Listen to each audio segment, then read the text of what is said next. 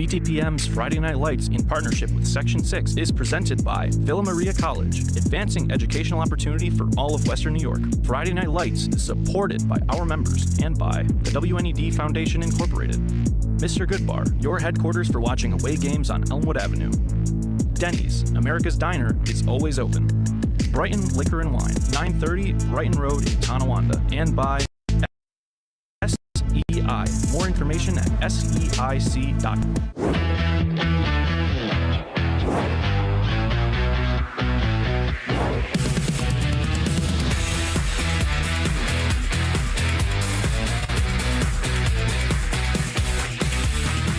Hello, friends. Jack Kreuzer and Jim Monis with you for BTPM's Friday Night Lights, presented by Villa Maria College. Week 6 brings us back down to the Southern Tier for Salamanca and the 4-1 Warriors hosting the 5-0 combined team of Southwestern and Frewsburg. A great matchup for the second half of the season with divisional implications on the line tonight, Jim. Especially coming off a loss for the first time, so you know the fire that's coming from Salamanca tonight. This is going to be a fun one to watch. So let's dive into this division. Class C South. Southwestern Frewsburg has the inside track. 5-0 on the year, 4-0 in league play. They come off a win against Chautauqua Lake Westfield Brockton. That was the Eagles' first loss on the season. Salamanca was 4-0. They lost last week to Portville, Cuba Rushford, Bolivar.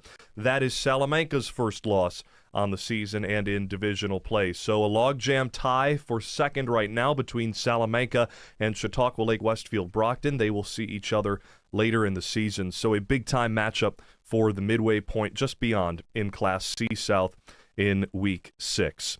Let's talk about the Salamanca Warriors coming off their first loss to a Section 6 opponent in 20 games. They hadn't lost to a team here since they lost to CSP back in 2023. Does that affect their mindset coming into tonight? No, but it's the first-time champions. When you get hit in the mouth, you find out about your team.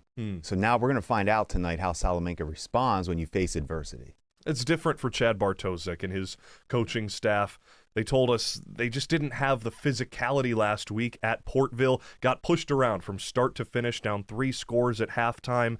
For Salamanca, it's got to be tough to come by 2 weeks in a row where they get out physical. They're going to bring it tonight. Whenever you hear you were out physical, that's a message to your team. It's time to toughen up. It's time. The season starts now. We got playoffs coming. Let's tighten up. Let's get this ready. Let's get hot and make our run at the postseason. We saw Salamanca in Week 2 against Springville on the road, a 35-7 victory for the Warriors. It was 14-7 at halftime in that game. What did you see in the second half that you liked from Salamanca when we saw them early on? I like the grind of Salamanca. I like the running backs, the different guys, Jesse Hill, Dowdy. They have different weapons to use other than obviously the big quarterback who does everything, Peyton Bradley, but the toughness of the team up front too, which is curious to hear that he felt like they were out physical. That's not what we saw, so I'm expecting to see the team that we saw Week 2. When you look at the schedule for Salamanca this season, 4 wins again to start the year with Olean on the road, a victory in Week 1. That loss to Portville negated the 28-8 victory they had in Salamanca against Falconer the week previous. This week against Southwestern Frewsburg and Week 8 at Chautauqua Lake will determine Salamanca's fate in the postseason. Yeah, and they have to rely, too, up front. They have a good line up front. You got to get back to your basics after a loss and lean on everybody, not just the quarterback. Head coach Chad Bartosek, in his 7th season for Salamanca, told us how earlier this season they were still finding their identity after losing in the state championship game a year ago. Now, with Peyton Bradley as solidified as the guy for Salamanca, they've got their own moxie this year. Got to find it again tonight. Yeah, and the fact that they aren't turning the ball over a lot, I mean, there's still so many positives that Peyton Bradley's given you as a first-year starter like this.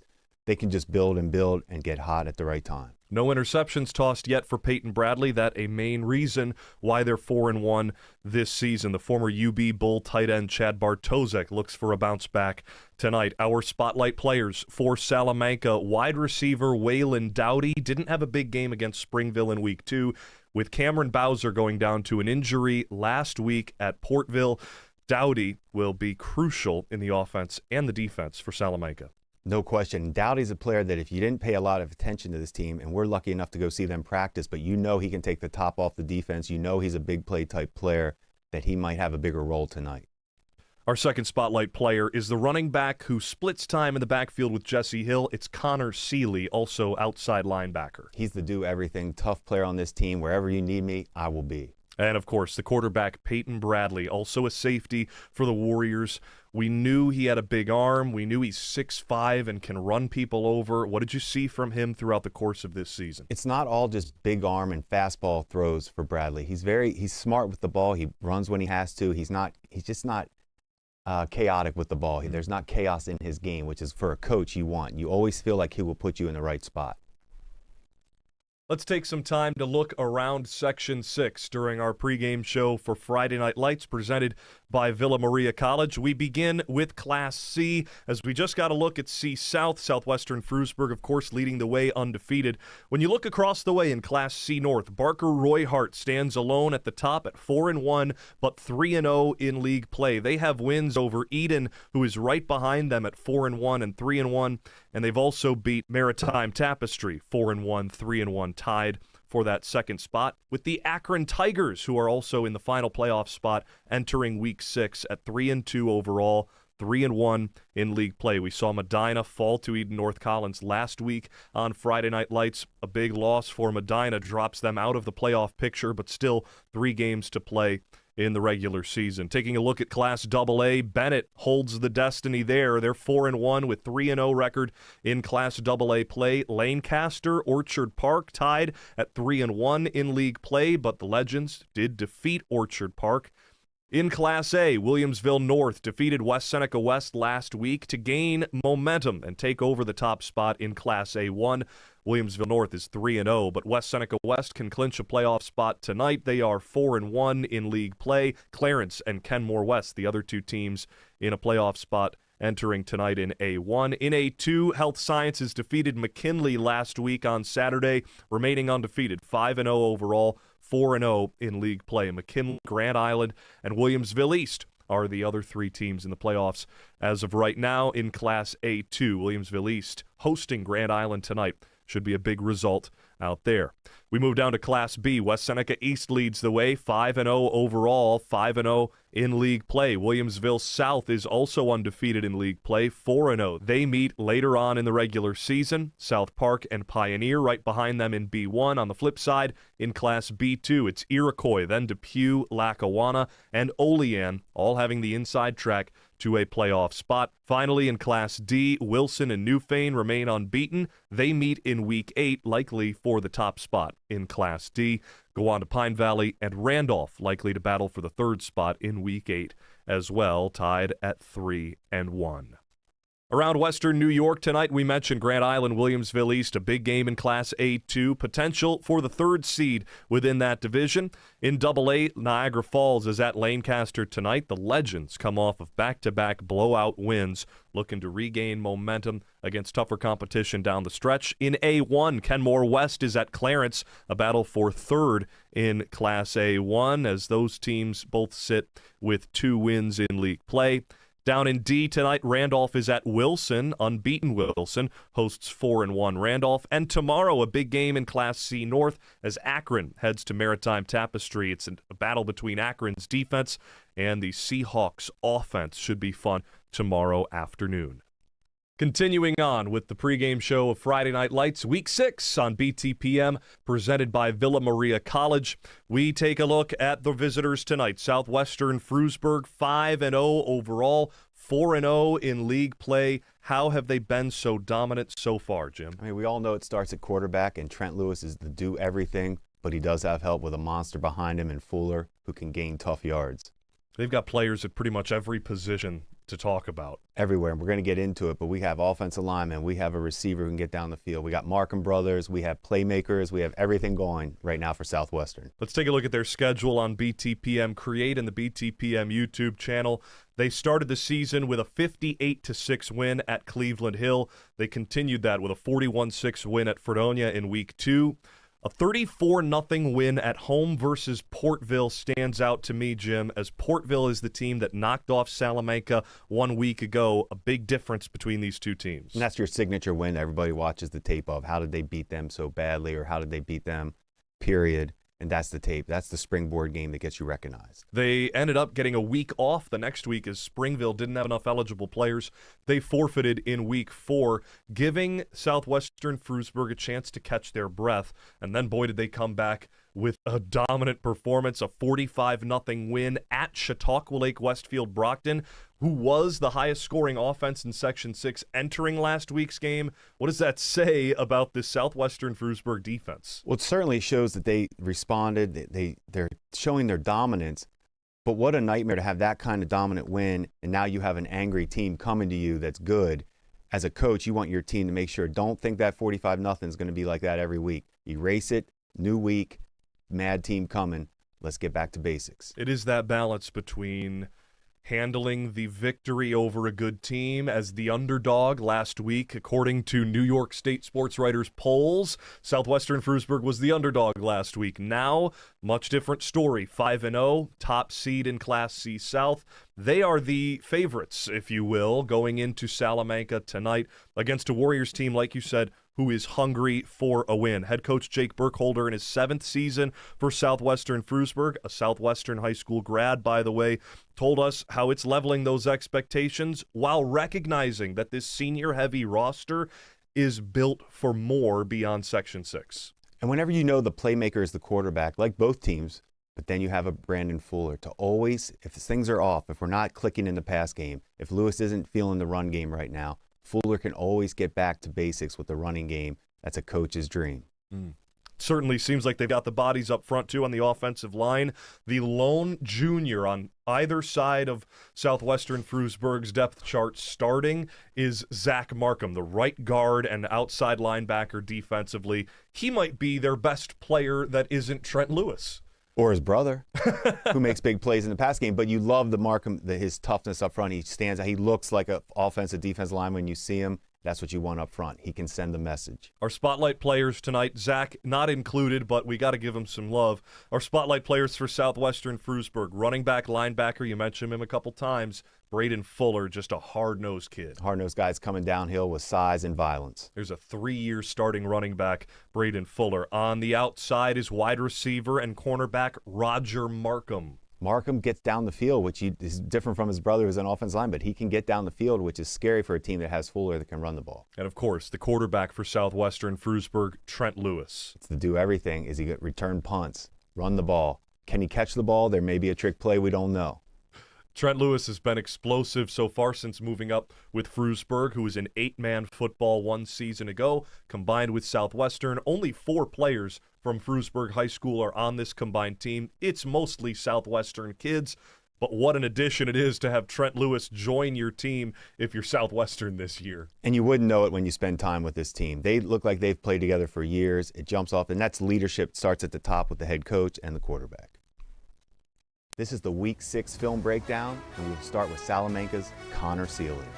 The first thing we know about Connor is he's tough. Everybody we talk to on the team tells you first thing, he's the do-everything tough player. So my mind was racing right away of who I can compare him to. Then you put on the tape. You see him come off the edge as a linebacker making tackles for losses. On offense, we know they're going to get him the ball down the field, and he might get some carries too. If Peyton Bradley does go down, he's capable of getting you a first down. He's capable of getting you through the game, and that is the sign of a valuable player. The only player I could think about was the do-everything LSU safety linebacker, punt returner, Tyrann Mathieu. And now Frewsburg quarterback, Trent Lewis. Lewis, we know, is dynamic through the air, putting the ball down the field to his weapons, but we know he can beat you with his legs as well. He's a tough player who's always looking to gain extra yards. He's a highlight reel waiting to happen. You're also going to see him punt returning, and he can take it to the house. I love his instincts, his vision, his feel for football. He's a leader, natural leader. He reminded me of a player who returned punts, was a quarterback in college people may not know. That's what Trent Lewis brings. He can do everything and elevate his team. Trent Lewis, you remind me of Julian Edelman. Our team objectives tonight, first for Southwestern Frewsburg. Number 1, play with the lead. That's what you do, and make sure, see if Salamanca can match your fireworks. Number 2, keep Bradley in the pocket. You know he has the big arm, you know he can run. What do you want him to beat you? Make him beat you from the pocket. Number 3, fill it up full. Just let Fuller get the ball. Let him carry you, and Lewis will bail you out if you have to, but see if Fuller can take you to the lead tonight. On the flip side, for the hometown Salamanca Warriors, objective number 1, keep them guessing. They have plenty of playmakers. Who are you going to give the ball to tonight? Number 2, force 4th and long. Because they haven't been comfortable with that. They haven't had to do it much. Is that where you can get your big stop and turn the game around? Number 3, Dowdy deep. Let's see if he's the playmaker tonight. We haven't seen a lot of them, only 6 catches, but they're all big plays. Those are your team objectives for Southwestern at 5-0 and Salamanca 4-1. When we return on BTPM's Friday Night Lights kickoff from Veteran Memorial Park in Salamanca, this has been the pregame show on BTPM's Friday Night Lights presented by Villa Maria College. Visit Villa Maria College and discover what it means to be a Viking. Come see the energy, teamwork, and pride that makes the Villa Vikings unstoppable. Schedule your tour at visit.villa.edu. The top spot in Class C South is on the line as 4-1 Salamanca hosts 5-0 Southwestern Frewsburg. A 55-degree night in autumnal Salamanca, New York, sets the scene for Week 6 of Friday Night Lights presented by Villa Maria College. Moments ago, Southwestern Frewsburg won the coin toss and elected to receive. Easton Chuddy is lined up to kick for Salamanca. From right to left across your radio dial, Trent Lewis, Braden Fuller, and Roger Markham deep to receive for Southwestern Frewsburg. Settle back, folks. Should be a great night of high school football in Section 6.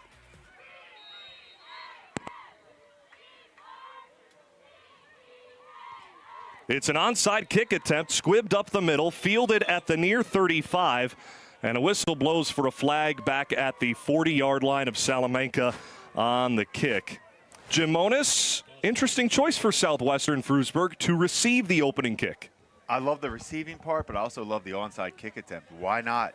Go for it. Let's set this thing off tonight. Change it up.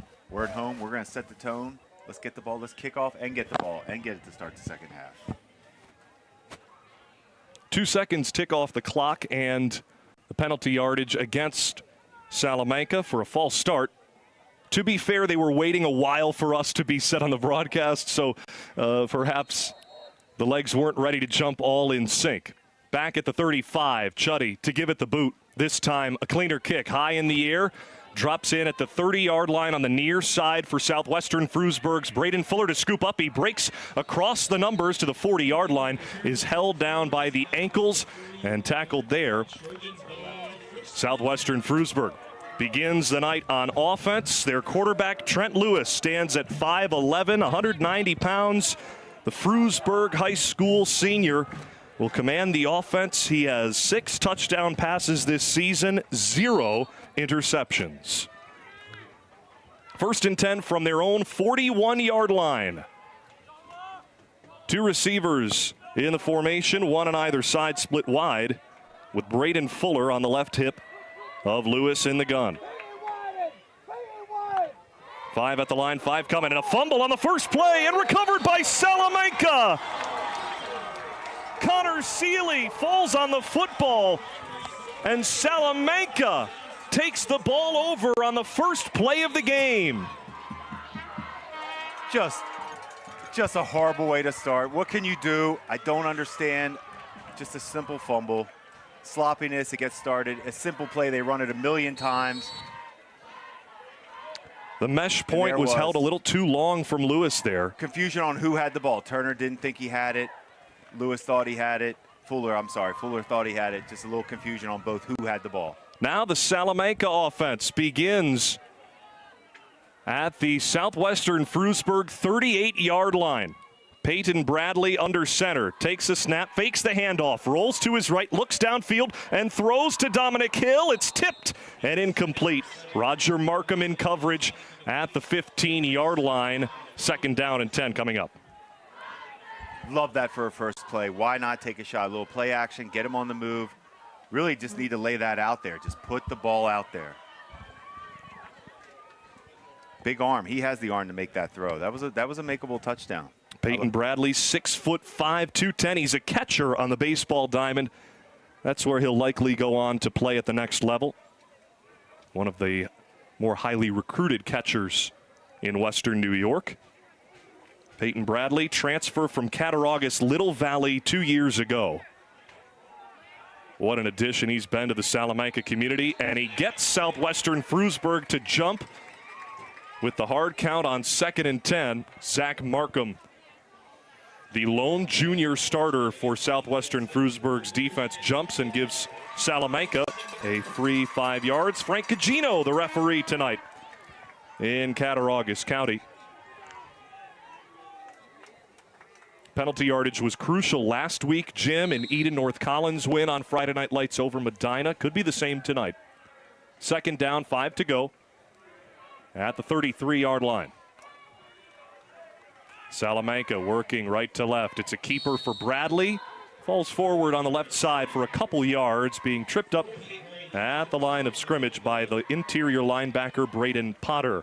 On BTPM Create and the BTPM YouTube channel, a look at the starting lineup for Salamanca. 2 Connolly Cup Player of the Week honorees this season. Waylon Dowdy out wide, along with the quarterback Peyton Bradley, both seniors for the Warrior offense. Facing 3rd down and 3 at the 31-yard line of Southwestern Frewsburg. The Warriors looking to capitalize on a turnover from the first play of the game. Bradley, throw to the left side, tipped again, and incomplete. Knocked in the air a couple times by the senior corner, Adrian Torres. Just couldn't come up with it on the near sideline. 4th down for Salamanca. Wow. That was pick 6, a hitch. He stared it down. No movement from the receiver to block off. Torres almost had a pick 6 to change this game. But hey, we talked about a 4th and long. 4th and 4th and longs for both teams, really. But here we have a 4th and what I consider long in sports now. 4th and 3, 4th and 4 is actually long. 4th and 2 is an automatic 1. You're going for it now. 6'5" quarterback Peyton Bradley, a little too far away to get under center, so he lines up in shotgun for 4th and 3. Just a minute into the game, Salamanca got the ball on a fumble from the first play from the Southwestern Frewsburg offense. In motion went Connor Seeley from the backfield out wide to the left, and a timeout called by Salamanca head coach Chad Bartosik.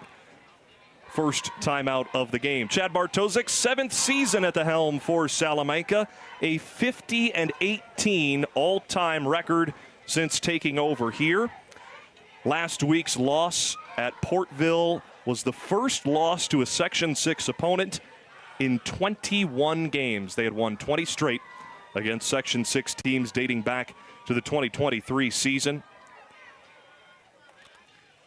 Well, we saw Chad's attitude in the pregame, Jack, didn't we? Who was he spending time with in the pregame? The offensive line, the toughness. Where is it going to start? And here we go on 4th down. They're not afraid right now. Chad knows his game plan tonight. Connor Seeley is the running back. Peyton Bradley in shotgun. 2 receivers on the right side with Waylon Dowdy alone on the left. Seeley sent in motion far to the right side. Bradley takes the snap and rolls with him. Throws across the middle. It is incomplete. Too low on the turf. Intended for Dominic Hill. A turnover on downs against Salamanca. And Southwestern Frewsburg breathes a heavy sigh of relief. It's going to be painful when they watch the tape of this game. Seeley was wide open, touchdown down the sideline. Looked like it was designed for that. Not sure why Bradley didn't throw it to him. The play was a beautiful call. It was wide open, right? A wheel route right up the sideline. Bradley didn't throw it to him. Not sure why. So the fumble on the first play from scrimmage against Southwestern Frewsburg doesn't yield any points for Salamanca. Instead, the Southwestern Frewsburg offense takes the field again, this time 1st and 10 at their own 31. Trent Lewis takes the shotgun snap and tucks it under his right arm up their left side. He gets to the numbers, breaks free across the 50. There goes Trent Lewis up to the Salamanca 20. One defender to beat. He gets to the end zone. Touchdown! A 69-yard touchdown run for the Southwestern Frewsburg quarterback, Trent Lewis.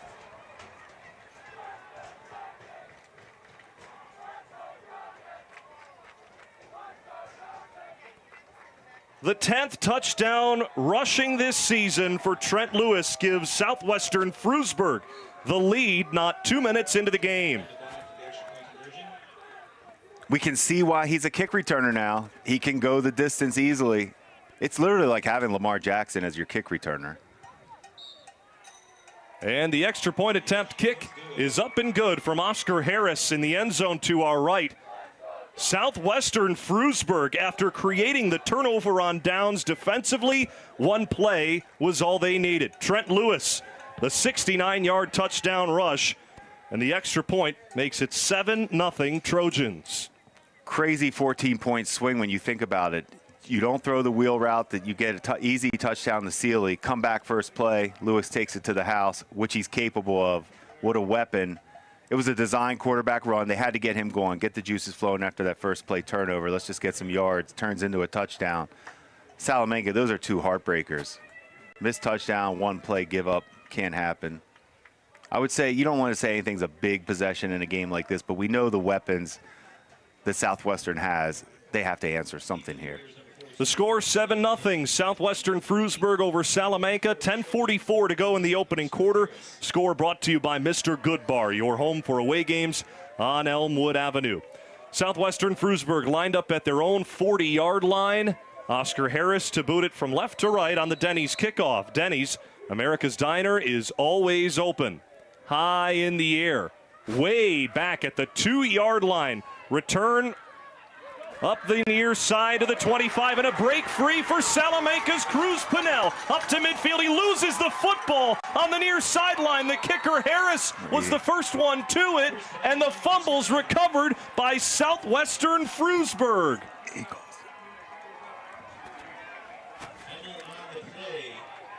Cruz Pinnell got to midfield, and it was punched out. Recovered by Southwestern Frewsburg. They'll start the drive at their own 38. Carter Castleman, great job knocking it out. Great hustle. That play was big. Just everything Salamanca needed. Oh, it's frustrating football right now for Coach Chad. Turnover on special teams against Salamanca. And the Trojans, who lead 7-0, get the ball right back after scoring on their second drive of offense. 1st and 10 from their own 38. Lewis this time to air it out, left side, looking for Roger Markham, and he makes the grab at the Salamanca 20 and breaks free from a tackler. Touchdown! 62 yards through the air. Lewis to Roger Markham. Fireworks in the first quarter at Salamanca. Southwestern Frewsburg, 13-0. Well, it can't be this easy, and that's the weapon of the quarterback. When you make throws like this, and what a strong catch by Markham to take that ball. It really was almost a jump ball that could have been wrestled away. They're making plays now. That's what you call big boys making plays in big moments. The extra point attempt. Good from Oscar Harris. 14-0 Southwestern Frewsburg, capitalizing on the fumble on the kickoff return from Salamanca. Markham, 20 yards a catch. We talked about it. When you have that combo in the backfield, that is a weapon to have a deep threat like that. Beautiful throw. Salamanca hasn't really done anything. They gave up a big, obviously the big running touchdown, but they're just not helping themselves. They didn't take advantage of the turnover, missing the wide open touchdown. Then you fumble on a kickoff return.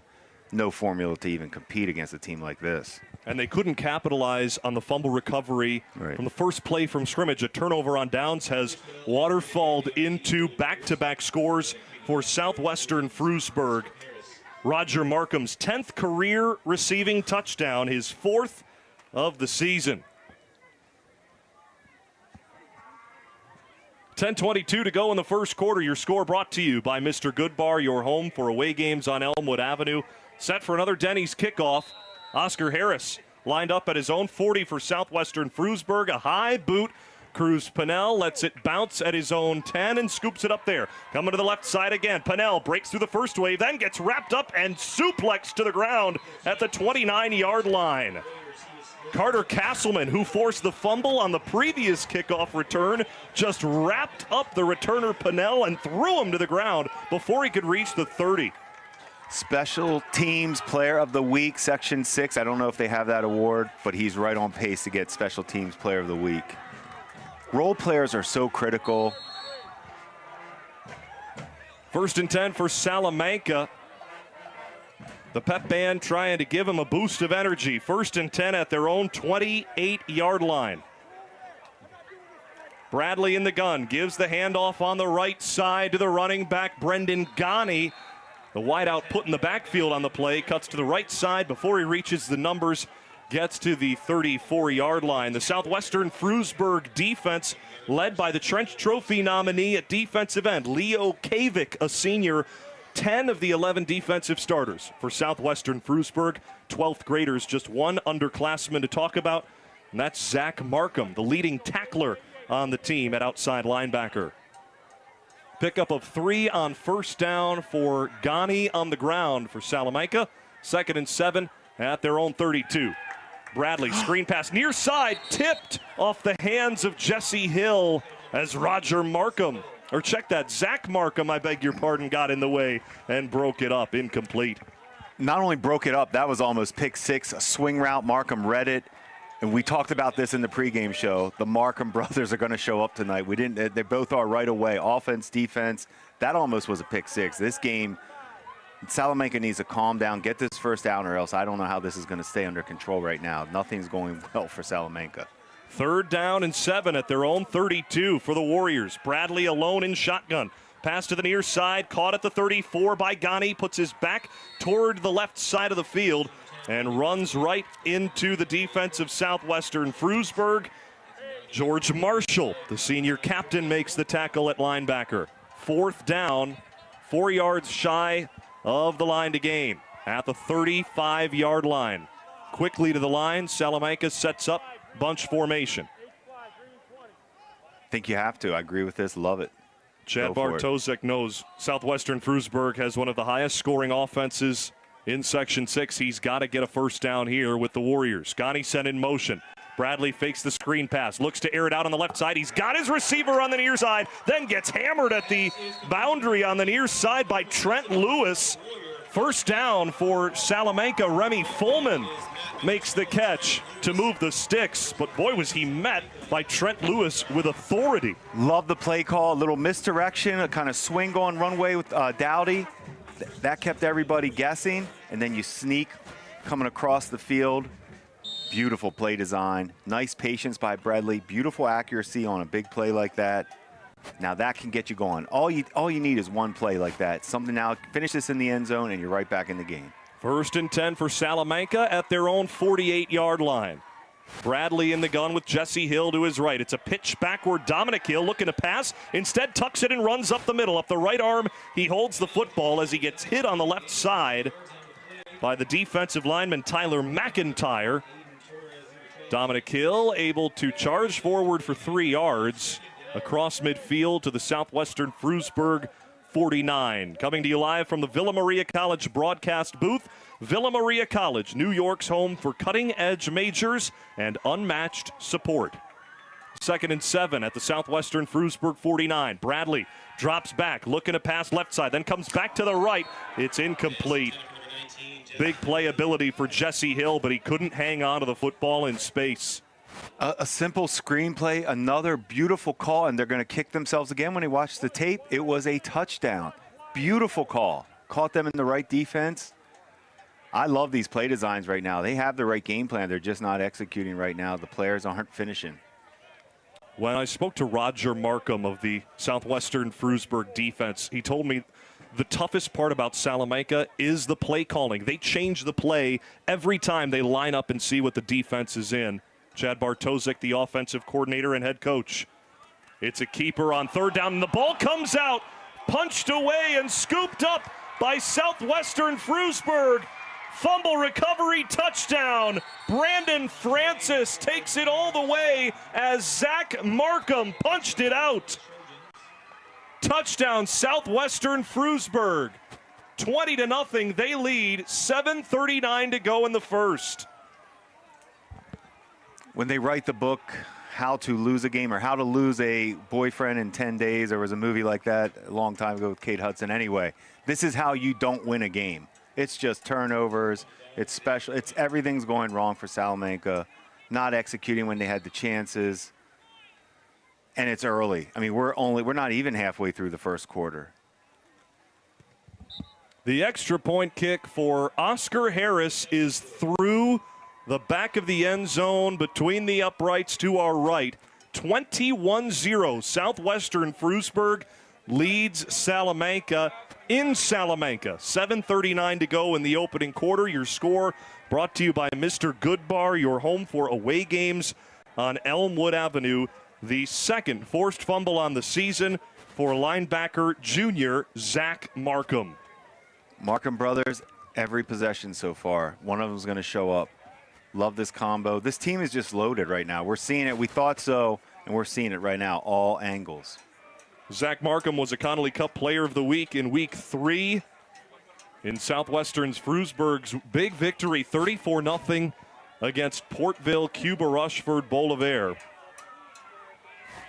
Braden Francis, first career fumble recovery touchdown, gives Southwestern Frewsburg a 21-0 lead. 7:39 to go in the first quarter. Set for the Denny's kickoff. Oscar Harris has been called upon 3 times already this game. It's an onside kick attempt, flailed to the left side at midfield, returned by Salamanca to the 46-yard line. The up man, Kylan Jacobson, the return for the Warriors, and Salamanca begins with good field position for another drive this first quarter, trailing 21-0, 7:35 to go in the first. That was the Denny's kickoff. Denny's, America's Diner, is always open. I mean, field position-wise, you're right back where you were right before the fumbles, the scoop and score touchdown. You're right back where you were. You still got to fight and get this thing in the end zone for everybody to be able to take a breath.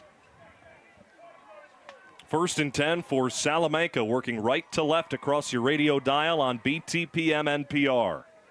At the 46-yard line of Southwestern Frewsburg, Dominic Hill in motion from right to left across the formation. It's a pitch to the near side for Connor Seeley. Roger Markham is there off the side and makes the play near the 50-yard line. A loss of 3 for Seeley and the offense. This Southwestern Frewsburg defense, terrific so far. Jim Monis led, of course, on that play by Roger Markham, the senior corner. It's both Markhams on defense making plays. He looked like an outside linebacker setting the edge as a corner and making a strong tackle. It's domination right now. Roger Markham leading the defense this season in interceptions with 2, tied with Trent Lewis at safety. Overall, 9 interceptions, 3 fumbles recovered entering tonight for the Southwestern Frewsburg defense this season, the most of any team in Class C. 2nd down, 13 to go at the Southwestern Frewsburg 49. It's a screen pass near side. Jesse Hill, check that, caught out of the backfield by Waylon Dowdy, who gets the yardage back from the first down loss, brings it back to the original line of scrimmage. Adrian Torres doesn't let him get any farther than the 45-yard line. A gain of 4 to set up 3rd down and 9 for Salamanca. Stunned so far. Defensive backs making tackles. Sean McDermott for the Buffalo Bills is one of his favorite things. He loves corners who can tackle. Torres Markham making big-time tackles. Torres eluded Evan Spruce there, who's trying to make a big block. Nice job by Torres. Evan Spruce, a Trent's Trophy nominee last week at left tackle for Salamanca. 3rd down and 9 at the 45. Bradley, screen pass right side, caught by Ghani. Gets in front of the tacklers. A flag is thrown at the 43 as he bounces to the outside, and Ghani is taken down at the 40-yard line. Now we see what the flag is all about. Just approaching the halfway point of the opening quarter. Southwestern Frewsburg with fireworks to start this game. A 21-0 lead so far, and this will back up the Salamanca offense. Like the call on 3rd down, little swing. The blockers just tried to set up a nice little alley, held. It was pretty easy to see. Holding call on Salamanca, backs him up 10 yards from the spot. Now 3rd and long. From their own side of the 50, at their own 47, it's 3rd down and 17 for Salamanca, who hasn't lost at home in 14 games. Throw to the near side on 3rd and long. Caught at the 45 across midfield.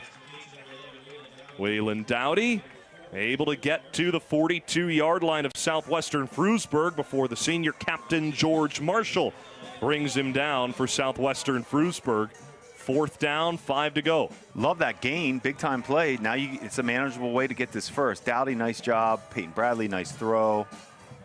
That's the arm strength right there. What's the advantage of Salamanca using the yardage side to side much more so far than they have down the field? Yeah, right now they're just trying to gain yards.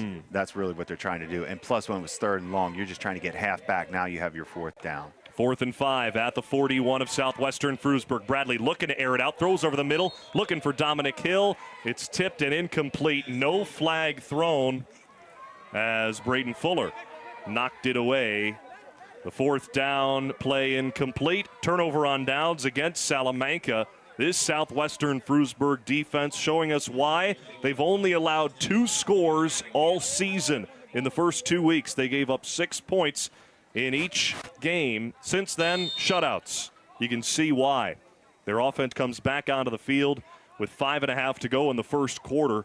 1st and 10 from their own 41. It's been quick offensive possessions for Southwestern Frewsburg. 2 touchdowns over 60 yards so far for this offense. 1st and 10 from their own 41-yard line. Trent Lewis in the gun, takes the snap, belt tie, and keeps it himself up the right side. He fooled everybody on the give, breaks one tackler at the 50, tries to shake off another at the 50-yard line as he stumbles backward toward the Salamanca bench area. He signals for a 1st down as he gets up with a little moxie, and it will be a gain of 11 and a 1st down for Southwestern Frewsburg.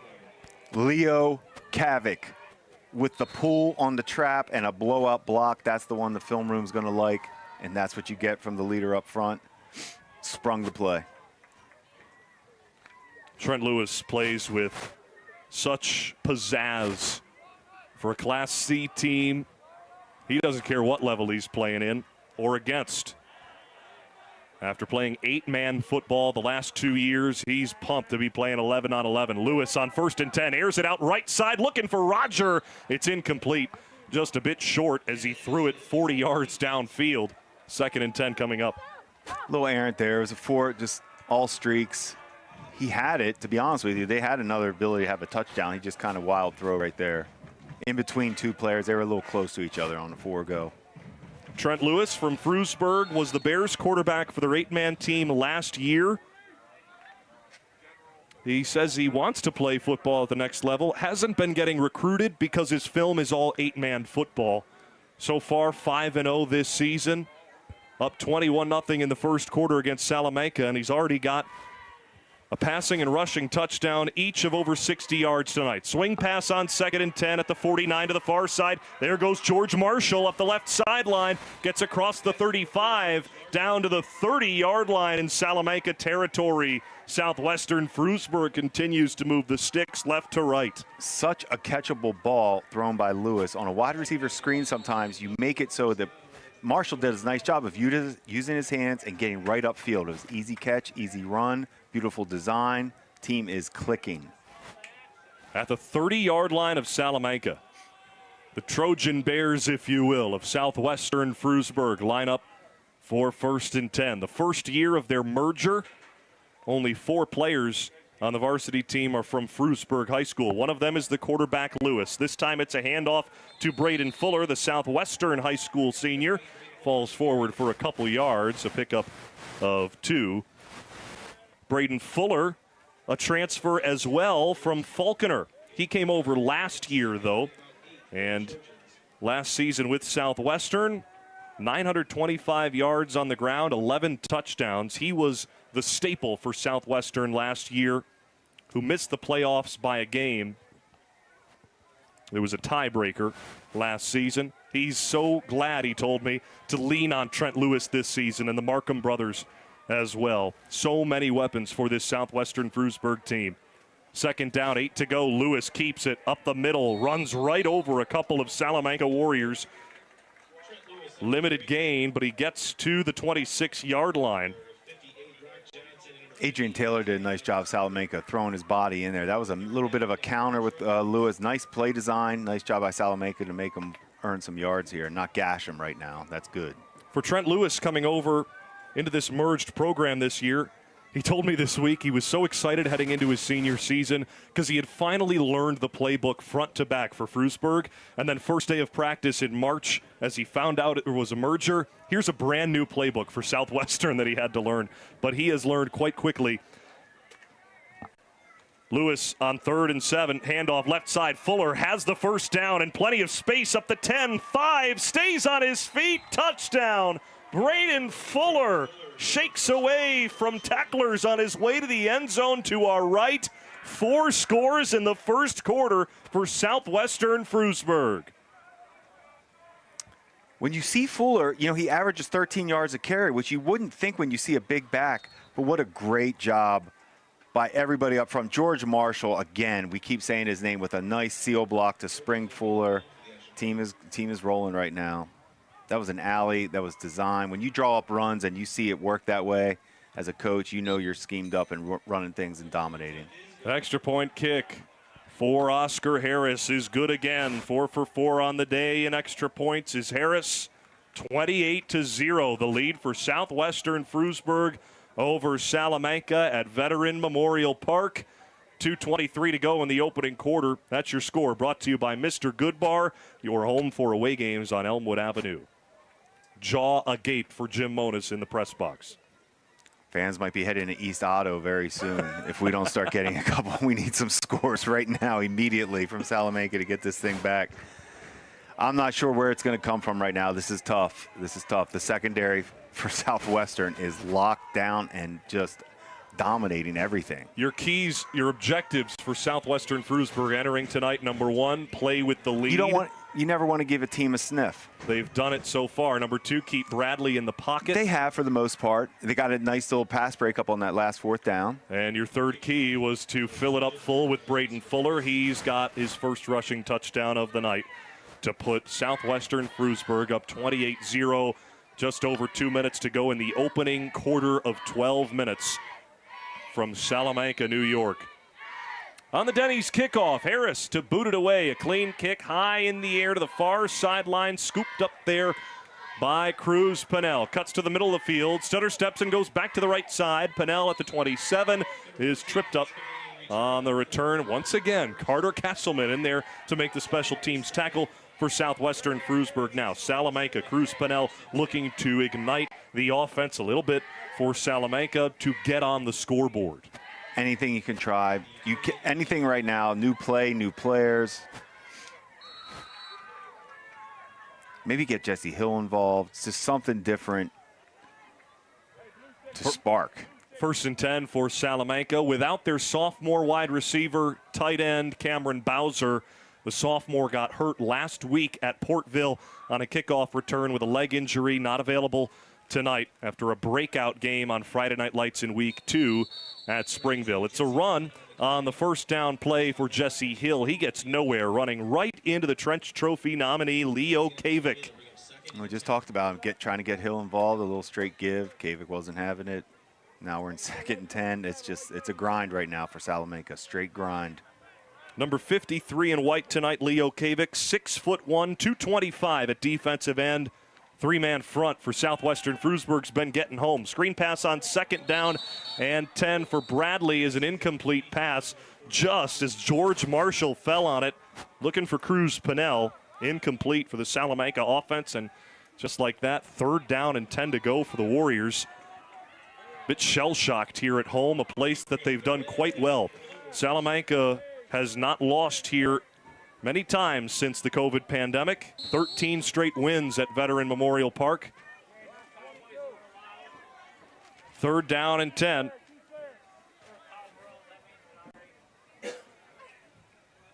At their own 28-yard line, Chad Bartosik takes his time, sends the play in. Bradley looks to his left, then gets hit from the blind side and ripped down to the field. Tyler McIntyre, the sack. Southwestern Frewsburg's defensive end comes flying in on the blind side to take Bradley down. McIntyre is so strong. We've seen him with his length. He's a tricky guy to block with that length. He can get on you quick. He's also a long snapper. I was really impressed with what I saw pregame with him. Good football player. Tyler McIntyre, our Scholar Athlete of the Week as well from Southwestern High School. He's been excelling in their welding program, their P-Tech program. Punt attempt nearly blocked, just gotten away, and in fact a flag is thrown where the punt occurred for Salamanca on 4th and 21 from their own 17. Flag back at the 8-yard line.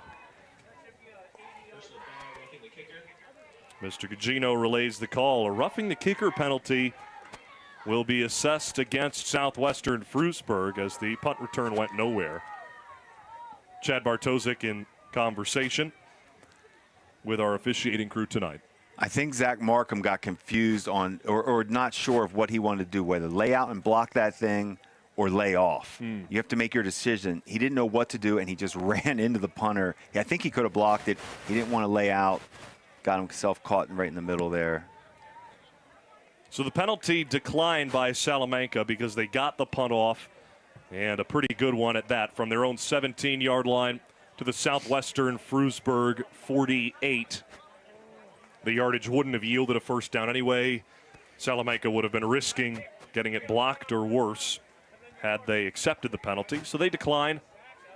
With 52 seconds remaining in the opening quarter, it's been all Southwestern Frewsburg. The little team from the south end of Chautauqua Lake. On the west side of Jamestown lies Southwestern High School, rather, and they have had quite a few impressive teams over the years. This might be their most. 1st and 10 at their own 43-yard line on the far hash. Salamanca sends pressure, handoff. No, a keeper up the left side goes the quarterback Trent Lewis across midfield. A pickup of nearly 20 on first down. Flips the field. Braden Wilson, touchdown saving tackle for Salamanca. It's funny, no colleges have recruited Trent Lewis. I'm going to pay attention to that. With the Division III colleges we have in New York, Pennsylvania, they'd be out of their minds not to be looking at this playmaker.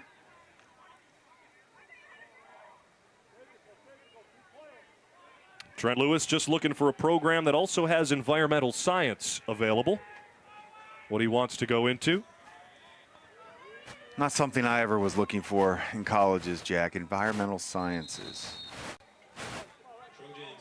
A timeout for Southwestern Frewsburg ahead of their first down play. 14 seconds to go in the opening quarter. You didn't want to study environmental sciences in college, Jim? Journalism. Just wanted to write and talk about football. And look at you. You're doing it. Thriving. Did you ever think you would be calling high school football games in Section 6? No, we talked about this. You can't ever predict anything. But I can tell you more. There was a better chance of that than driving past East Otto tonight.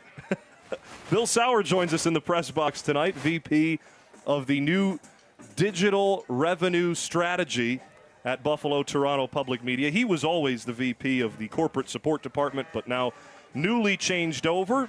So if you're looking to be an advertiser and a supporter of Friday Night Lights, please contact Bill Saurer. He's here tonight and at most Friday Night Lights games that he can catch. The seats a little more comfortable here in the press box for Bill. So glad to have him with us upstairs. If you do call Bill, get a wine bottle recommendation for your holiday gifts. I promise you he will not steer you wrong.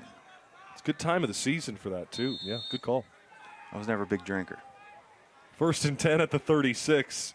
For Southwestern Frewsburg inside Salamanca territory. Lewis, handoff Fuller, right side, taken down at the legs, wrapped up by the defensive lineman for Salamanca, that being Thomas George, the senior. And that will take us, oh no, check that, a injured Salamanca Warrior down on the field, and that is not a good scene for Adrian Taylor, the outside linebacker for the Salamanca Warriors. It stops the clock with 2 seconds to go in the opening quarter. Coach Chad Bartosik out onto the field to aid his outside linebacker Taylor, who pops up onto his feet with the assistance of the athletic trainer for Salamanca. Taylor will walk off under his own power. Yeah, Taylor shows up, heart and hustle player for sure.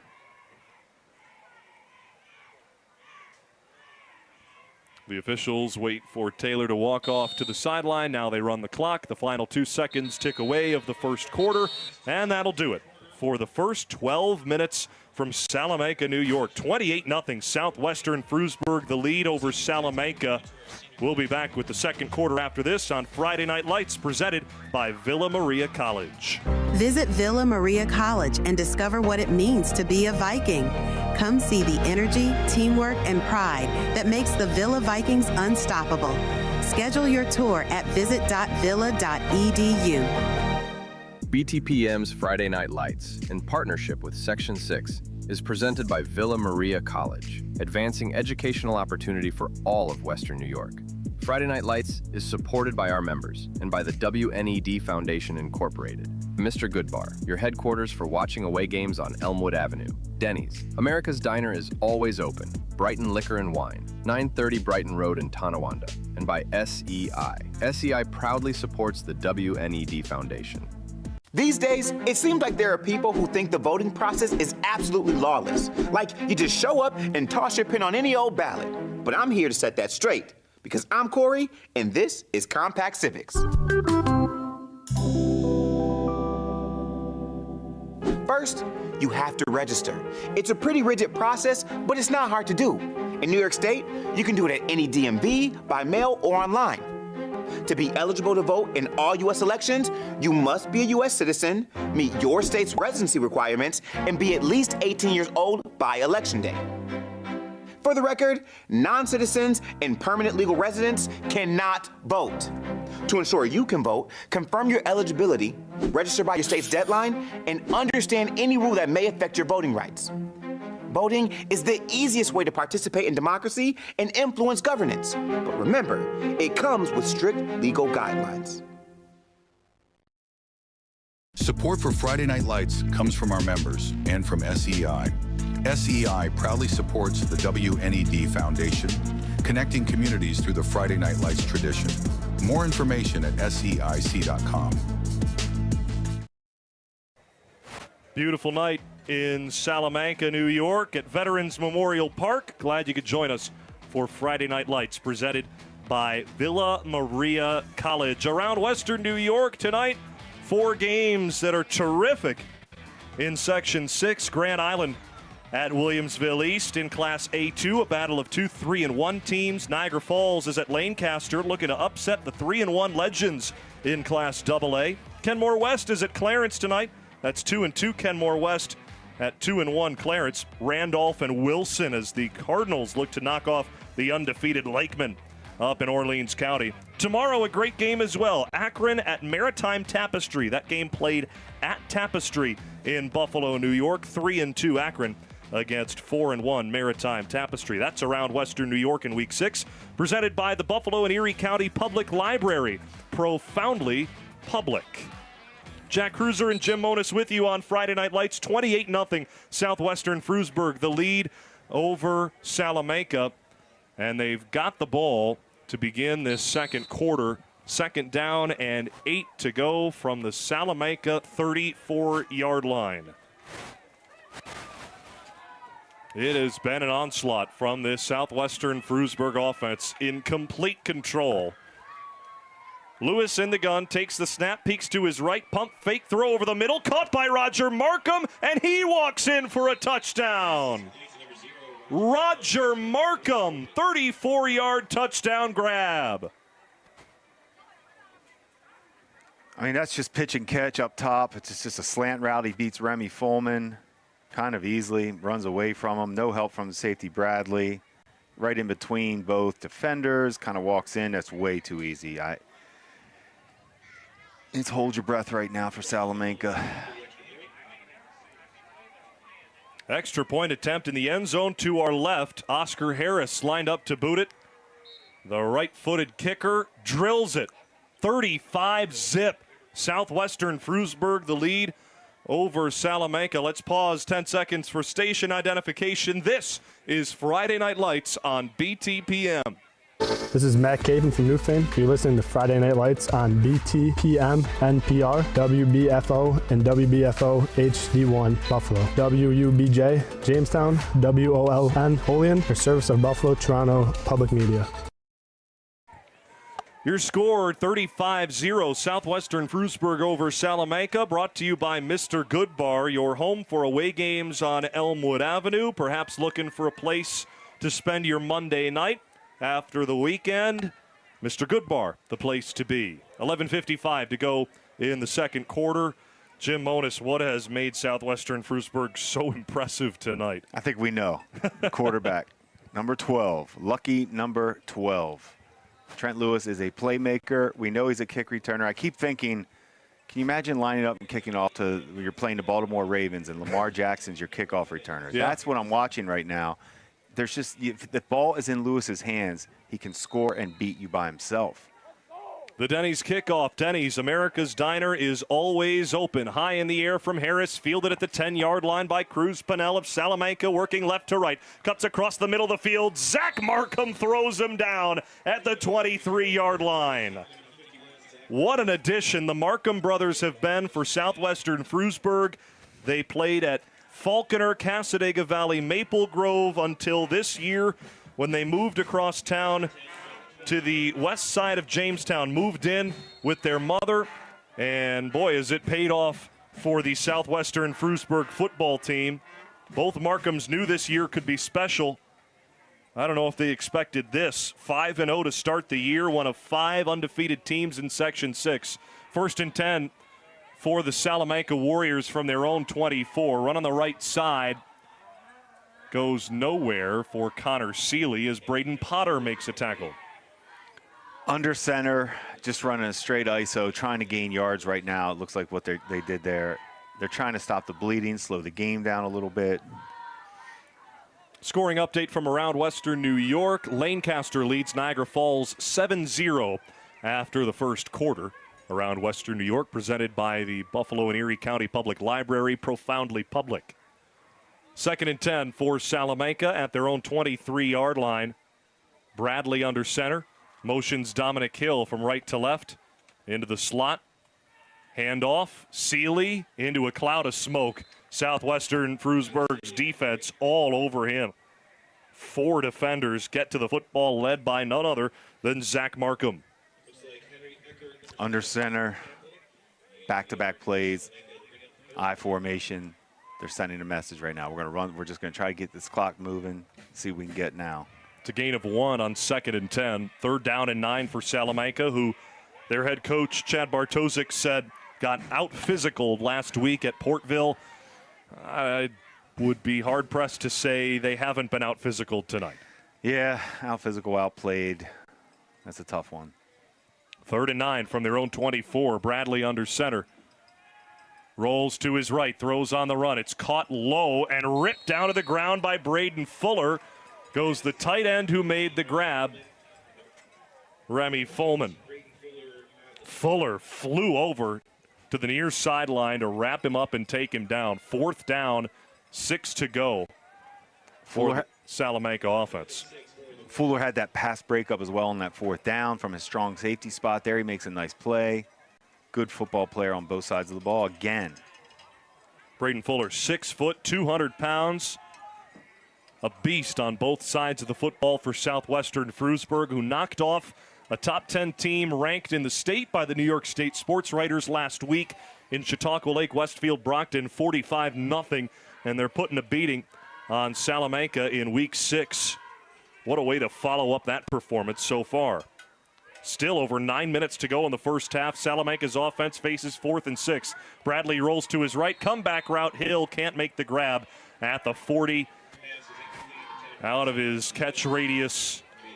And to the turf goes the football. Turnover on downs against Salamanca, and it doesn't look like the Avalanche is stopping anytime soon. Lack of accuracy there for Bradley. He's going to look back on this game where he missed that wheel route early, didn't throw it. There's a misplay where that was an open little comeback on 4th down. Got to put it on his chest. When you're running to your right, that's a hard one. Kind of faded on it. Lost the accuracy. Back onto the field, Trent Lewis And the offense for Southwestern Frewsburg, 9:13 to go in the opening half, up 35-0 on Friday Night Lights, presented by Villa Maria College. 1st and 10 at the 27. Braden Fuller remains the running back on Lewis's left hip. High snap off the turf, scooped up by Lewis. He tucks it under his right arm and runs to the far sideline and takes a big hit. He lowered the shoulder right into the defender, Remy Fullman. Lewis wanted all of that contact. He got it, and he got a gain of 2 yards out of it as well. This is where Coach Jake Burkholder could maybe have a quick little moment with our franchise quarterback in Trent Lewis and say, hey, Trent, on a dead play when the ball falls down, you can go ahead when we're up 35-0, throw it away. Actually, just take a knee. Keep that clock moving. We don't need that hit. That just tells you, though, Trent Lewis's mentality. No play's over. I'll gain a couple yards, which he did. Trent Lewis, a true leader. As you said during the film breakdown, during the pregame, Lewis has the entire team gravitate to him at practice, off the field, on the field. What a fun player to watch. 2nd and 8, Lewis to air it out. Slings it over the middle. It's caught in stride by Joe Sirianni, who's in. Touchdown, Southwestern Frewsburg. Joe Sirianni, the touchdown to put the Trojans up 41-0 with 8 minutes still to play in the first half. Sirianni with a great job. Nice pump by Lewis. Puts it right on him to make the play in stride and makes Dominic Hill miss in space with that nice little stutter move. With the ball in his hands, that's how you finish in the end zone. We're rolling. Joe Sirianni, nephew of Eagles head coach Nick Sirianni. Extra point kick from Oscar Harris is through. He remains perfect on the day, and it's 42-0 Southwestern Frewsburg over Salamanca with 8:07 to go in the opening half of play. Score brought to you by Mr. Goodbar, your home for away games on Elmwood Avenue.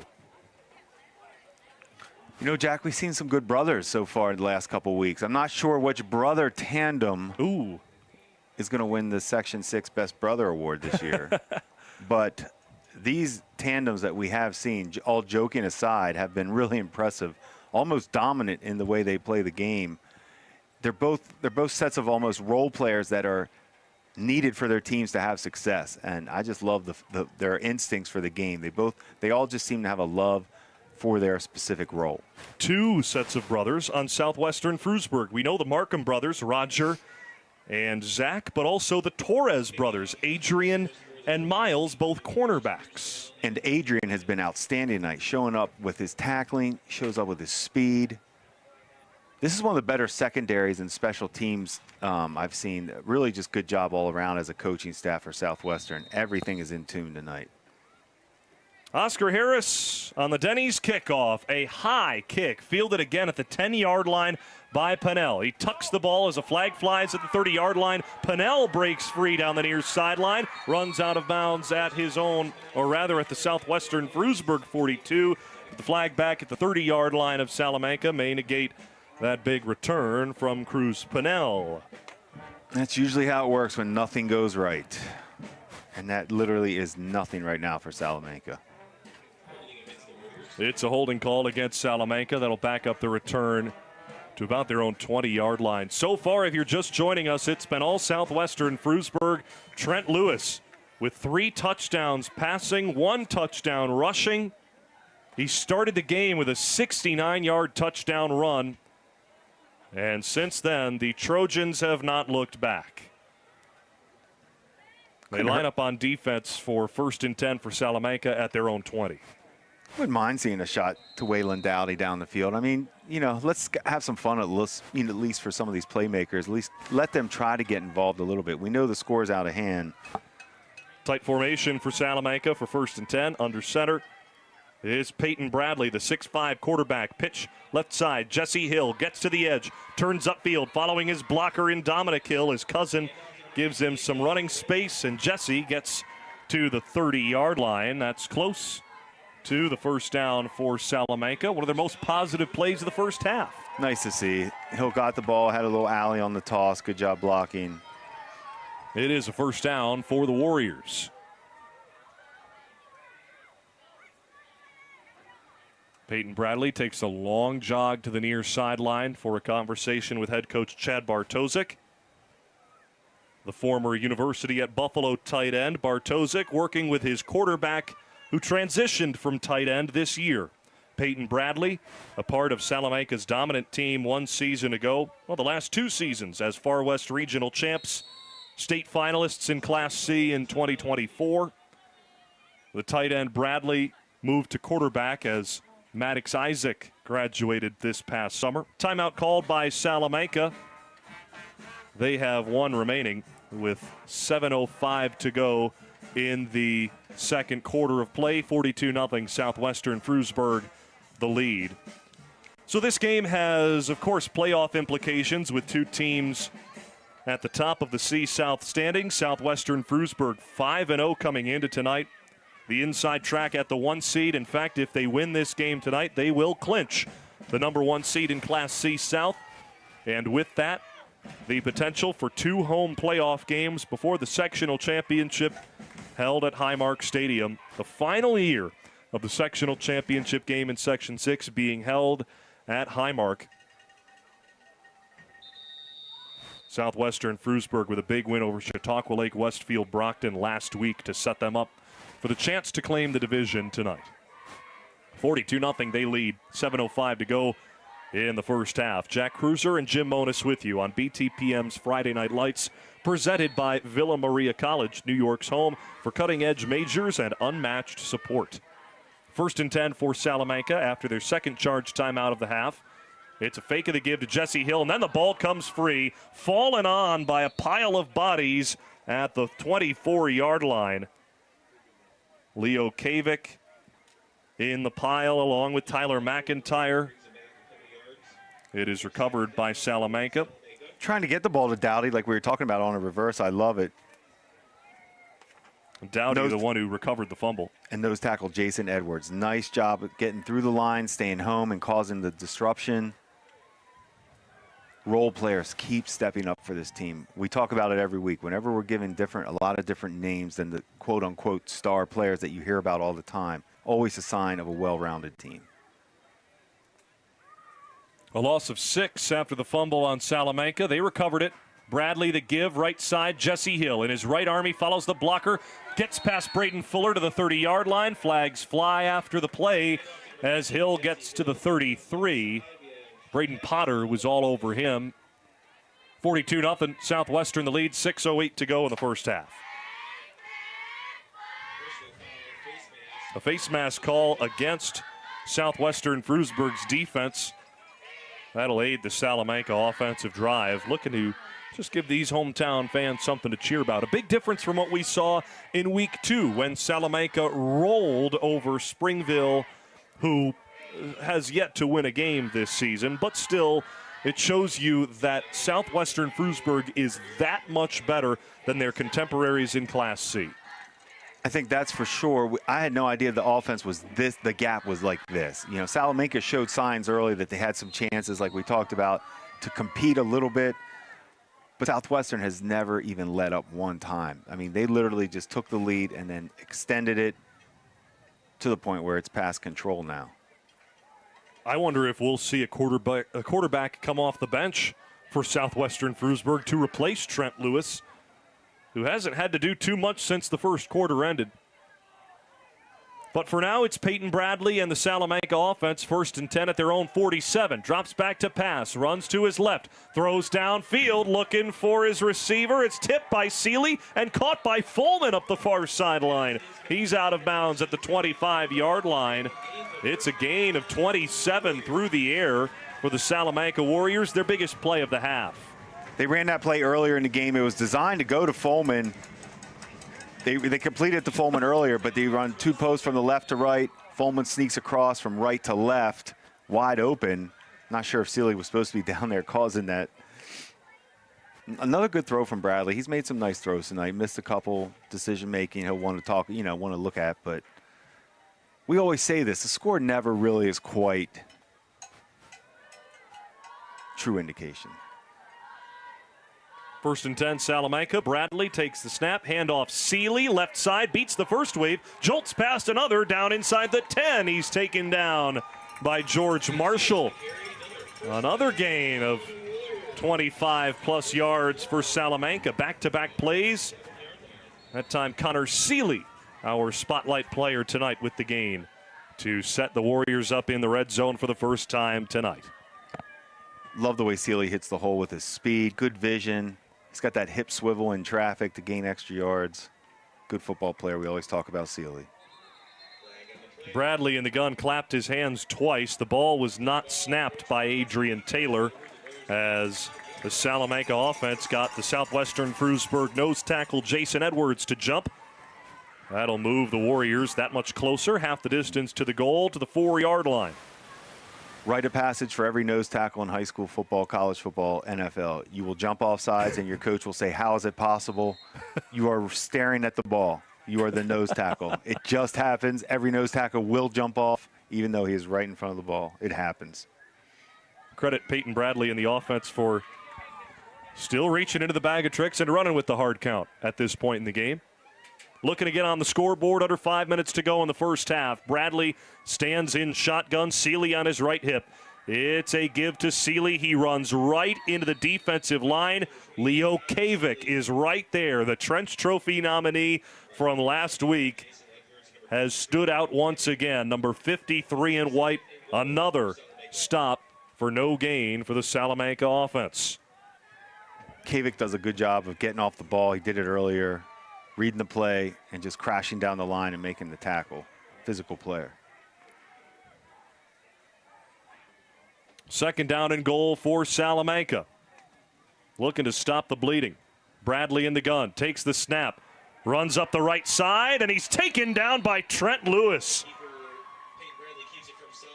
That's a flex of a play from the safety. Quarterback on quarterback damage there as Trent Lewis takes down Bradley for no gain.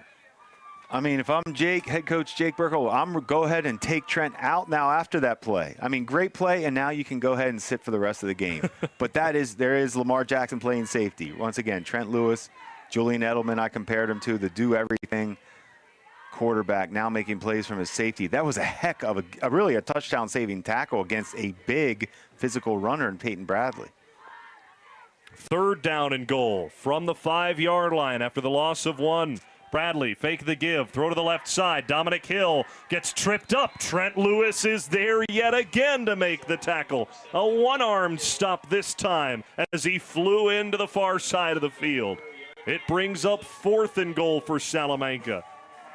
Copy, paste.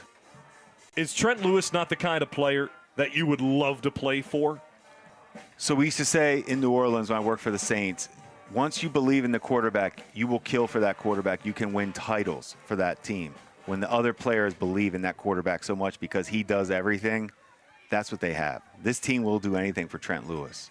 4th down and goal for Salamanca. Peyton Bradley under center. Takes the snap. Fakes the give to Seeley. Tries to break free from McIntyre and does. Throw to the end zone. Tipped off the hands of Dominic Hill and incomplete.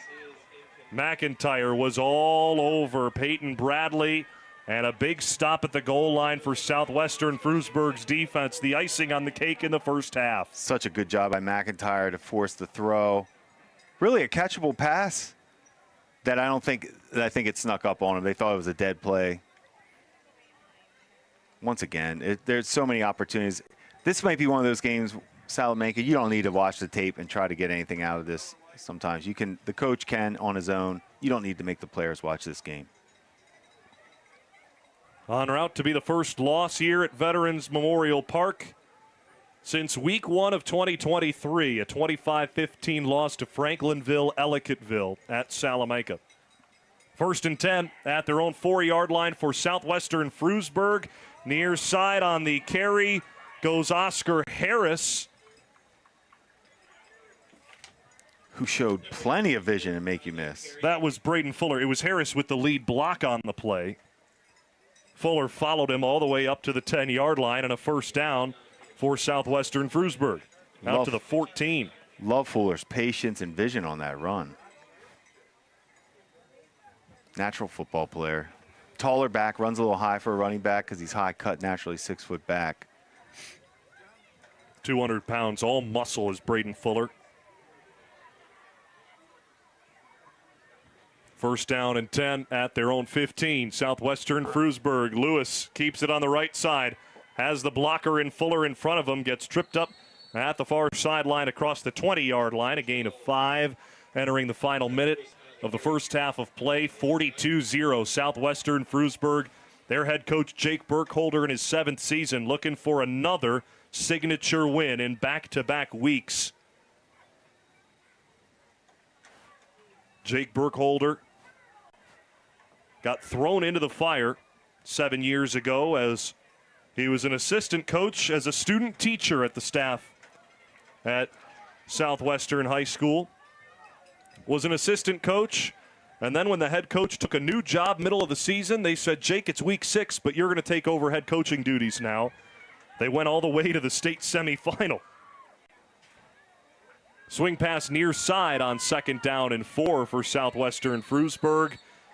After the catch is made to about the 26-yard line for George Marshall. No more gain from there as Peyton Bradley and the Salamanca defense breaks that up. For Burkholder, though, this was a big game and a chess match against Chad Bartosik, one of the other greatest younger coaches in Section 6 on the other sideline. Burkholder hasn't had to really dig into his bag of plays tonight because of the capitalization on turnovers early in the first quarter by the Southwestern Frewsburg offense. And we know Salamanca's defense is better than this tonight. They just caught them on the, you catch teams like this sometimes. Screen pass on 1st down and 10 at the 26, caught by George Marshall. Remy Folman makes the tackle after a gain of a couple. Final 30 seconds ticking down at the end of the first half. Southwestern Frewsburg running out the clock here. What a night. And that goal line stop by the Southwestern Frewsburg defense, a cherry on top in this first half after blowing up the score through the first 24 minutes. We have hit the midway point. 42-0 Southwestern Frewsburg with an exclamation point in the first half. The lead over Salamanca on BTPM's Friday Night Lights. We'll be back with the halftime show presented by SEI. We'll look around Western New York and look back at the first half after this on Friday Night Lights presented by Villa Maria College. Visit Villa Maria College and discover what it means to be a Viking. Come see the energy, teamwork, and pride that makes the Villa Vikings unstoppable. Schedule your tour at visit.villa.edu. BTPM's Friday Night Lights, in partnership with Section 6, is presented by Villa Maria College, advancing educational opportunity for all of Western New York. Friday Night Lights is supported by our members and by the WNED Foundation Incorporated. Mr. Goodbar, your headquarters for watching away games on Elmwood Avenue. Denny's, America's Diner is always open. Brighton Liquor and Wine, 930 Brighton Road in Tonawanda. And by SEI. SEI proudly supports the WNED Foundation. Each month, BTPM Classical brings the music off the airwaves and onto the stage. Our live on-stage concerts feature world-class performances and intimate conversations with the artists, all for free at Buffalo Toronto Public Media. Sign up for the next concert at btpm.org/events and watch previous performances on the BTPM YouTube channel.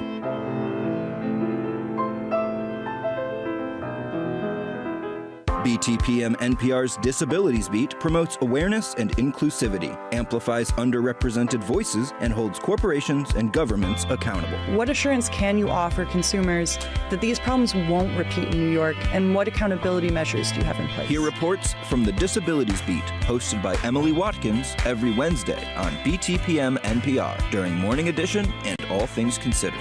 The BTPM Disabilities Beat is funded in part by the Peter and Elizabeth Tower Foundation.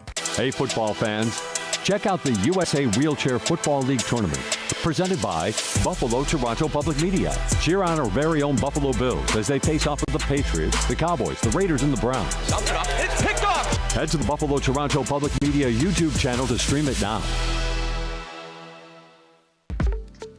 Catch up on the latest from Buffalo Toronto Public Media on our YouTube channel. While you're there, don't forget to subscribe so you never miss an update.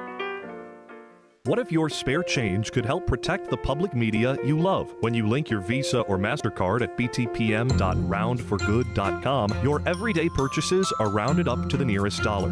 At the end of the month, that change becomes one simple donation to Buffalo Toronto Public Media, fueling public media and strengthening our community. One cup of coffee, one grocery run, one roundup at a time. You're in control. Pause or cancel anytime. It's simple. It adds up. Small change, big impact. Support for Buffalo Toronto Public Media's Friday Night Lights comes from our members and from Mr. Goodbar, your Elmwood Avenue home for football and more food, beverage, and atmosphere. At 1110 Elmwood Avenue in Buffalo, Mr. Goodbar, home of DJ Crespo's away game viewing parties. A great night in Salamanca, New York. Forget the score for a moment. It has been terrific. The drive down to Salamanca from the city of Buffalo was wonderful this evening. And so far, we've been treated to quite a statement on the football field. The score at halftime, 42 for Southwestern Frewsburg, 0 for Salamanca at Veterans Memorial Park in Salamanca, New York. Jack Kreuzer and Jim Monis with you on Friday Night Lights, presented by Villa Maria College. This is the SEI Halftime Show. SEI proudly supporting the WNED Foundation. More information at SEIC.com. Well, in that first half, it was Trent Lewis and the Southwestern Frewsburg Trojans that were terrific in the first half. 7-0. It was Trent Lewis, a 69-yard touchdown run not 2 minutes into the game. And less than a minute later, a 62-yard pass from Lewis to Roger Markham set Southwestern Frewsburg up 14-0. They haven't looked back. We'll dive more into the first half. After this, our across-campus Players of the Week and Scholar Athlete Players of the Week coming your way from Salamanca and Southwestern Frewsburg on the SEI Halftime Show. This week's across-campus Player of the Week from Medina is senior soccer player Luke Defina. Luke led the Mustangs to a 3-0 record last week, with each game being a shutout. The center back also scored a goal in each game, including 2 game winners. Medina is currently ranked 17th in New York State. Luke is a 3-sport student athlete who also wrestles and plays lacrosse.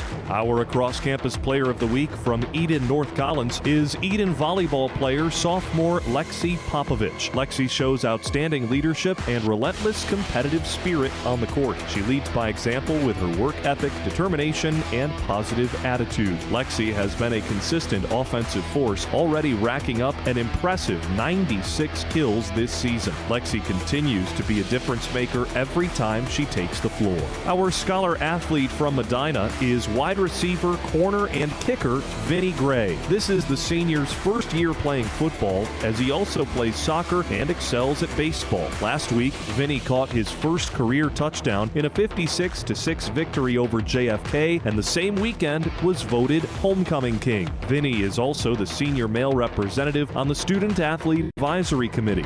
Vinny carries a 99 grade point average. Our scholar athlete from Eden North Collins is Eden senior wide receiver and linebacker Sam Stewart. Sam boasts a 96 GPA as a multi-sport athlete. He's shown tremendous work ethic and determination over his athletic and academic careers. Sam is overcoming a tough ACL injury and rehab process to get himself back to the playing field with his teammates. Sam is a coachable young man and a great teammate for the Raiders.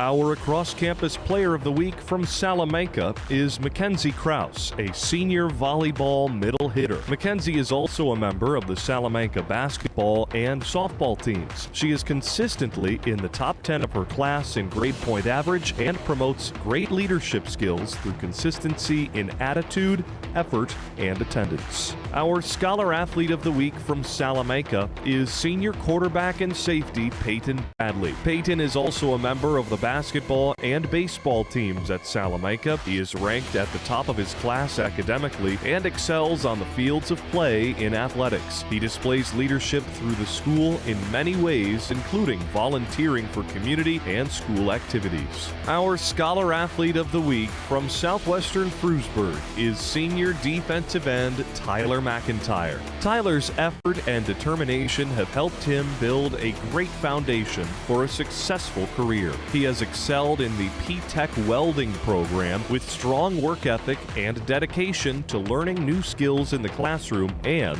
on the gridiron. Visit Villa Maria College and discover what it means to be a Viking.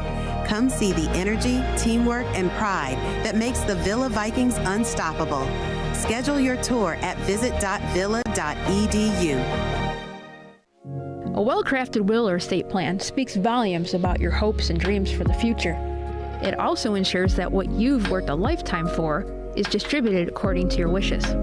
As Buffalo Toronto Public Media looks to our future, we would be honored to share your legacy and ensure that quality public broadcasting is here for future generations. Please contact me, Lisa Latrovato, at 716-845-7031 for more information. At PBS, we know that helping students learn is a teacher's top priority. That's why we offer our free, easy-to-use digital platform, PBS Learning Media.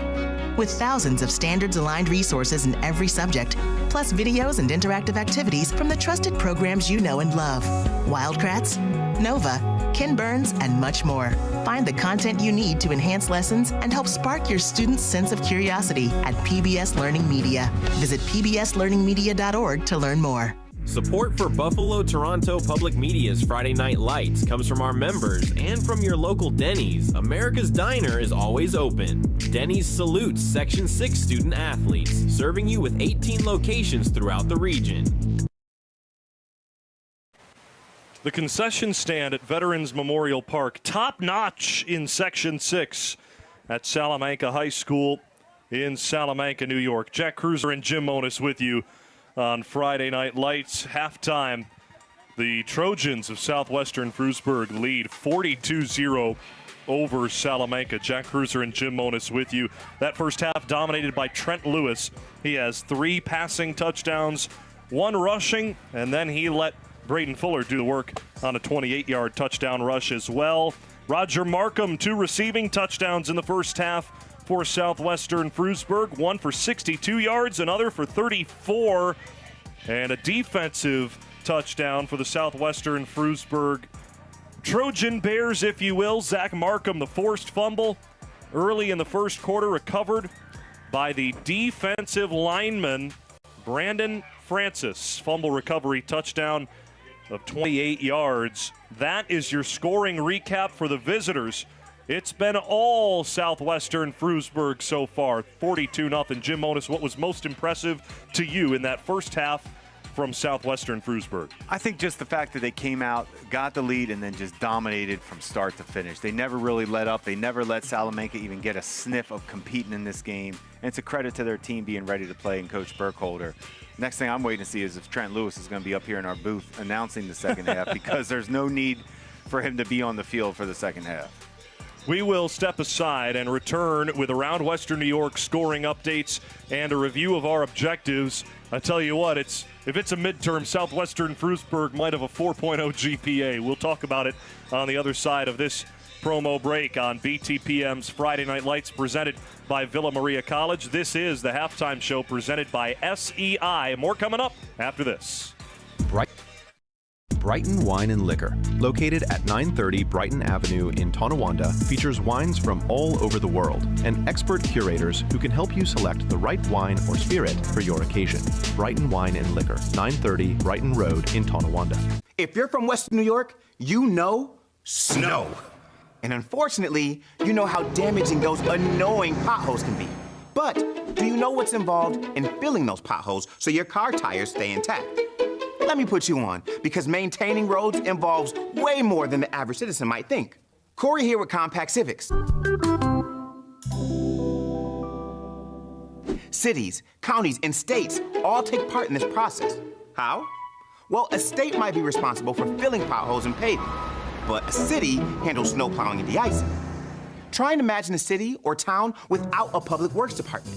No one to manage schools, hospitals, roads, bridges, airports, water, sewage, parks, beaches. We deserve these spaces, and our taxes pay for it all. So, next time you drive across a smooth road or see a snowplow clearing one, appreciate it. Public works are the backbone of what keeps our communities and quality of life thriving. Do you love theater? Can't get enough of Broadway shows? Join Buffalo Toronto Public Media this January in New York City for Just in Time, Operation Mincemeat, Buena Vista Social Club, The Play That Goes Wrong, and The Queen of Versailles. Show tickets, hotel, travel, and select meals are included. Space is limited, so don't delay. January 19th through the 23rd. Visit btpm.org/travel. Buffalo Toronto Public Media has new and innovative ways to generate revenue for your business. We have a robust menu of digital features that can help your business grow. Contact Bill Saurer at 716-845-7000. The Salamanca Warriors are back out of the locker room for the second half of action. All teams stretching out on the field. 42-0 the lead for Southwestern Frewsburg at halftime. Around Western New York, some scores as we continue on with the SEI halftime show, proudly supporting the WNED Foundation. More information at SEIC.com. Scoring update from Lancaster in our Around Western New York segment. The Legends lead Niagara Falls 28-0 at halftime. Also, Kenmore West and Clarence in a dogfight in the third quarter. 7-6, Clarence leads Kenmore West in a battle in Class A1. Then up in Wilson, New York, the Lakemen lead Randolph 21-0 in the third quarter. We're still digging for a scoring update from Grand Island, Williamsville East, though the last we saw, there was no score in the first quarter. Again, we'll get that to you as soon as we have it. That's your Around Western New York scoring update. Here we go. 8-7, Grand Island, the lead over Williamsville East in the second quarter. That was a little bit ago. Those scores from around Western New York in Week 6 brought to you by the Buffalo and Erie County Public Library. Profoundly public. Well, Jim, your team objectives for this game tonight will start with Southwestern Frewsburg. Number one, play with the lead. What's your grade? I'd say A+ on that one, if we're not math majors. Objective number 2 for Southwestern Frewsburg, keep Bradley in the pocket. You know, honestly, he did get out of the pocket a little bit, but either way, he's not having success or any consistency. Number 3 for Southwestern Frewsburg, fill it up full. Yeah, he's a really good player and a difference maker for them on both sides of the ball right now. On the other side, for the Salamanca Warriors, trailing 42-0 at halftime, their first key, keep them guessing. Was hoping they could get something going in the running game, but they really didn't get anything to kind of offset anything else. Before we dive into the next two, 4th and long, Dowdy deep, how much did turnovers in the early part of the first quarter throw these objectives out the window? It's the spiral. When a game spirals, everything kind of changes, and you're just grasping for straws. So the second key, 4th and long? Yeah, I'd say they didn't really do that at all. I don't even know if they got to a third down. The third Dowdy deep, haven't really hit him yet. No, would have liked to. I think that would have happened if this game was a little more competitive. Now it's in a survivor mode. Well, the light show is underway at Salamanca. What a terrific intro. They had an intro video. The run out, the light show before the game started really felt like a collegiate atmosphere in Salamanca, New York tonight. They've had some terrific meetings with Southwestern over the years. None as dominant as this decade. Back in 2016, Southwestern defeated Salamanca 63-6. That was a long time ago, 10 years ago. In fact, since then, it's been tight, low-scoring games between these two programs. But tonight, it has been all Southwestern Frewsburg up 42-0. Entering the third quarter, this has been the SEI Halftime Show, proudly supporting the WNED Foundation. More information at SEIC.com. Oscar Harris to boot it away on the Denny's kickoff from his own 40-yard line for Southwestern Frewsburg to start the second half, working left to right across your dial. Harris lines it up and gives it a boot off the field at the 32, scooped up on the far side at the hashes, returned by Dominic Hill across the 40 to the 43-yard line is where Peyton Bradley and the Salamanca offense will start the second half, trailing 42-0. What do you expect here from Salamanca's offense, Jim? Not sure because of the way they ended the half, they came in an I formation a little bit, kind of conceding the half. Now let's see if they come back out and just try to do more traditional. I would think they want to put together a positive, good scoring drive. That's all you're doing, 0-0 type attitude. The only time Salamanca was close to scoring in the first half was toward the end of it. They had 4 attempts of goal-to-go situations inside the 5-yard line. Each time Trent Lewis made a tackle, and then knocked down, 4th down heave was incomplete as Southwestern Frewsburg got the stop. 1st and 10, screen pass near side. Dominic Hill the grab across the 45 to the 46-yard line. George Marshall brings him down after a gain of 3. George Marshall is somebody that you'd want on your football team every time you can. Anytime you get a coach that says that's one of the toughest guys on your team, that's a glue-type player, and he shows everything on offense and defense tonight. He's physical, and he finishes plays. George Marshall, a guy for Southwestern last year that thought he was going to have to be the quarterback this season, was training to be that, got some snaps at the end of last season, and then found out that Trent Lewis was coming in and was the most willing to step aside and allow number 12 to take over as long as he could help the team win. Handoff on 2nd down and 7, near side. No gain for the running back on the play, Jesse Hill. And once again, George Marshall just filling it up. But you see what Salamanca is doing. We're going to run the ball, swing routes, quick hitters to keep the clock moving, I'm assuming. They're not getting crazy, trying to just throw deep balls, trying to get touchdowns. 3rd down, 5 to go at the 48-yard line for Salamanca. Remy Fullman comes off the sideline for Salamanca for this 3rd down play. He's been a nice addition at wide receiver after Cameron Bowser went down with an injury last week for the Warriors. Up steps the sophomore Remy Fullman in his place. 3rd down, it's a passing play for Peyton Bradley. Rolls out to his right, chased by McIntyre, throws deep downfield, and it's picked. Intercepted by Southwestern Frewsburg at the 30-yard line. Roger Markham picks off Peyton Bradley. It's the senior quarterback's first interception of the season. They're trying to throw hitches. They had a 3-by-1 formation up top, all 3 hitches. Nothing was there, so the receivers convert it and go deep. Bradley scrambles out of the pocket, takes his shot, didn't have enough arm on it to get it there. Nice pick and hands by Markham.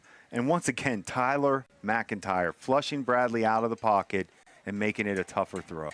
It is Roger Markham's 3rd interception on the season. He remains out on the field at wide receiver for Southwestern Frewsburg. 1st and 10 at their own 25. A run to the near side for Lewis, and he rolls right over a tackler. Waylon Dowdy got him down low, and a flag comes out upon the hit as well. Brendan Ghani was in on the tackle also. What do you see, Jim? I'm seeing the quarterback limping off the field, and that's why I said he easily should have been sitting up with us on the headsets. First play, you run a design run to the quarterback. He doesn't know anything more than trying to gain tough yards. Something looked like he had a slight limp, but he did come off on his own, which is always a good sign if the player can make it off on his own. But the risk isn't needed. Give your backup, let a backup play in the second half. Lewis immediately lies down off the field at the Southwestern Frewsburg bench area. Oscar Harris comes in to take snaps at quarterback for Southwestern Frewsburg. Harris, another player for Southwestern that was training. Hey, maybe I'll be the quarterback next season, as his junior year wrapped up a year ago. Harris in at quarterback for 1st down and 20. The penalty against Southwestern Frewsburg. It's a handoff for Fuller, right side. He is met at the near sideline before the 20-yard line by a host of Salamanca Warrior defenders. Fuller hit first by the defensive lineman, Kason Hardy, the sophomore. Brendan Ghani there as well to clean up the tackle. No gain, if any. It's just a gain of a couple there, actually. Regardless, 2nd down, 17 to go for Southwestern Frewsburg. Nice pace right now. Run the ball, run the clock. Easy formula. Trent Lewis across the field, still getting looked at by the training staff lying down. He was clutching at his leg. In the gun, Oscar Harris, pitch pass. Joe Sirianni, right to left across the formation, receives it. Then he gets stopped near the 15-yard line. Salamanca's defense all over it. Connor Seeley makes the play for Salamanca. When your head football coach is Chad Bartosik, your team is not going to stop playing. They're tough. They know that this game got out of control in the first half. Let's have a positive second half. And Seeley follows his head coach's lead. Tough, tough, tough. Oscar Harris now, the quarterback for Southwestern Frewsburg, with Lewis injured on this drive in the second half. 42-0 they lead. 7.5 to go in the third quarter. Facing 3rd down and 17 from their own 18-yard line. Harris handles the wide snap. Screen pass far side, caught by Fuller. He gets hit by Fullman, carries him to the 25, and then is shoved backward by a handful of Warriors near the original first down marker. It'll bring up 4th and long, and out comes the punt unit for Southwestern Frewsburg for the first time tonight. And there it is, Jack. Keys to the game. We said force 4th and long. I think we got our first one. Obviously a little easier right now, especially with Lewis out of the game. But hey, second half positive. 4th down, 10 to go at the 25, and Harris is Mr. Do-Everything for Southwestern Frewsburg tonight. He will punt with, again, Lewis still getting looked at on the far sideline. He has popped up to his feet as the punt is away and into Salamanca territory. It rolls to about the 31-yard line where it is down there. Salamanca takes over on offense after creating their first turnover on the game, a turnover on downs.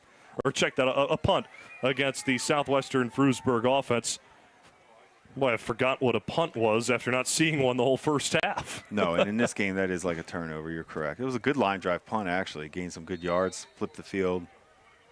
Nice job by Southwestern. Their special teams are very strong for Southwestern. Aiden Cusimano, the Frewsburg junior, comes in at safety to replace Trent Lewis on the defensive side for Southwestern Frewsburg.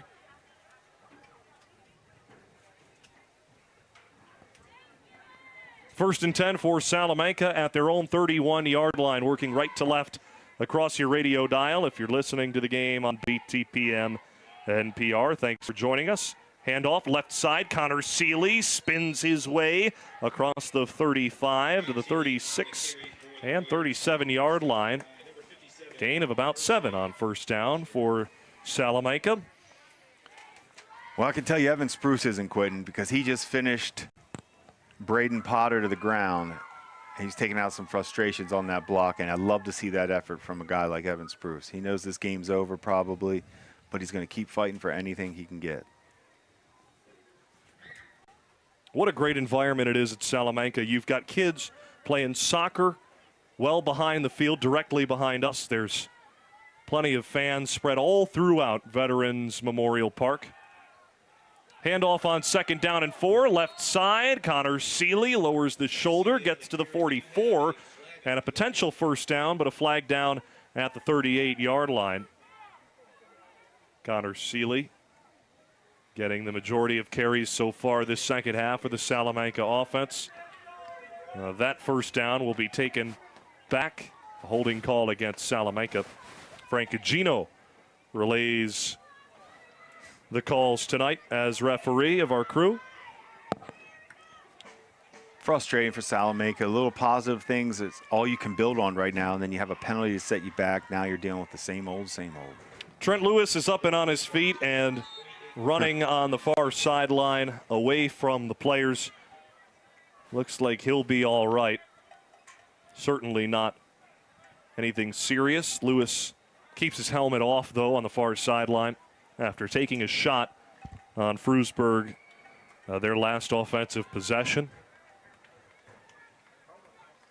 Anytime you see a player jogging on the sideline, it's a good sign. Still no reason to come back in the game. 2nd and 13, Bradley under duress. He gets taken down in the backfield for Salamanca. Another big play for Tyler McIntyre. Oh, our scholar athlete is showing you why he's been dominant on the field. If I'm hiring welders, I want number 73 on my crew. You could take a lot of guys off this team for welding. I mean, this is a tough, tough team that just sees everything. They play good football. They have good instincts. They swarm to the ball. They're physical. They're big. 6'4", 210 is Tyler McIntyre at defensive end, and he only plays one way for Southwestern Frewsburg. In Class C, to have that capability of being a one-way starter, that is impressive, and it gives a lot of extra juice for McIntyre. Even in this second half, he's got fresher legs than most. On the third and long play, 3rd and 21 from their own 20, it's a run to the left side for Jesse Hill. Minimal gain, if any, gain of 3. 4th down and 17 to go at their own 24 for Salamanca. On BTPM's Friday Night Lights, presented by Villa Maria College. I'm just taking a note here. Is Evan Spruce the punter? It does look to be so. Spruce to boot it away high in the air to midfield. It bounces and takes a Salamanca roll. Evan Spruce from near his own 15-yard line. About a 40-yard punt for Evan Spruce. Good for Spruce. Not sure why that, or if that was designed, if he does that. But, you know, in baseball sometimes you see when a game gets out of hand, they don't want to waste arms. You might see a pitcher come in and get you through a game that doesn't usually pitch. I'm not sure if Spruce had a goal to get a punt off, but that was a good punt. Evan Spruce, a Trench Trophy nominee last week at left tackle for Salamanca. We had the pleasure of catching up with him earlier this season ahead of their meeting with Springville in Week 2. Spruce, the host of Warrior Wake Up here at Salamanca High School. He said he'd like to try his shot at being a sports broadcaster after graduation as well. So maybe you'll be hearing more from Evan Spruce down the line. Would love to have him join us. Run on the first down play for Braden Fuller on 1st and 10 from their own 44. He breaks free across midfield and down the sideline he goes, deep inside the red zone, still on his feet. Fuller rides at the defender down to the 1-yard line. Braden Fuller, a 53-yard run on first down. Fuller has been terrific.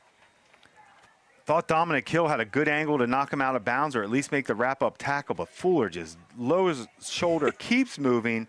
Guys jumping on his back. He bounced off Dominic Hill like a pinball.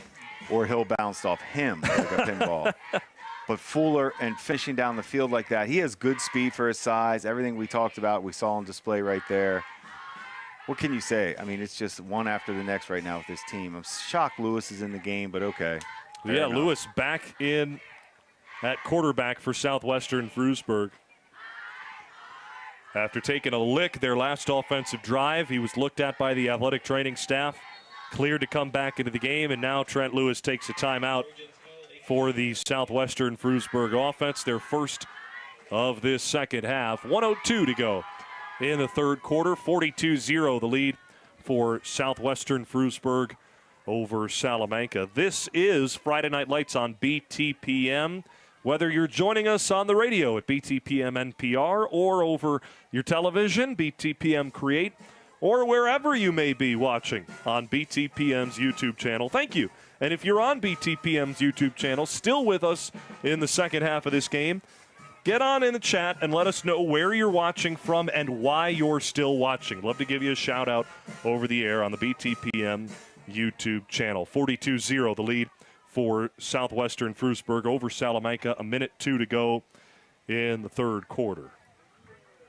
Jack, we passed a beautiful tavern, Zor Tavern in East Otto tonight on our drive, and I think we all talked to some other people on the crew. We all had a little bit of a beautiful drive this evening to Salamanca for this game, seeing some different sights.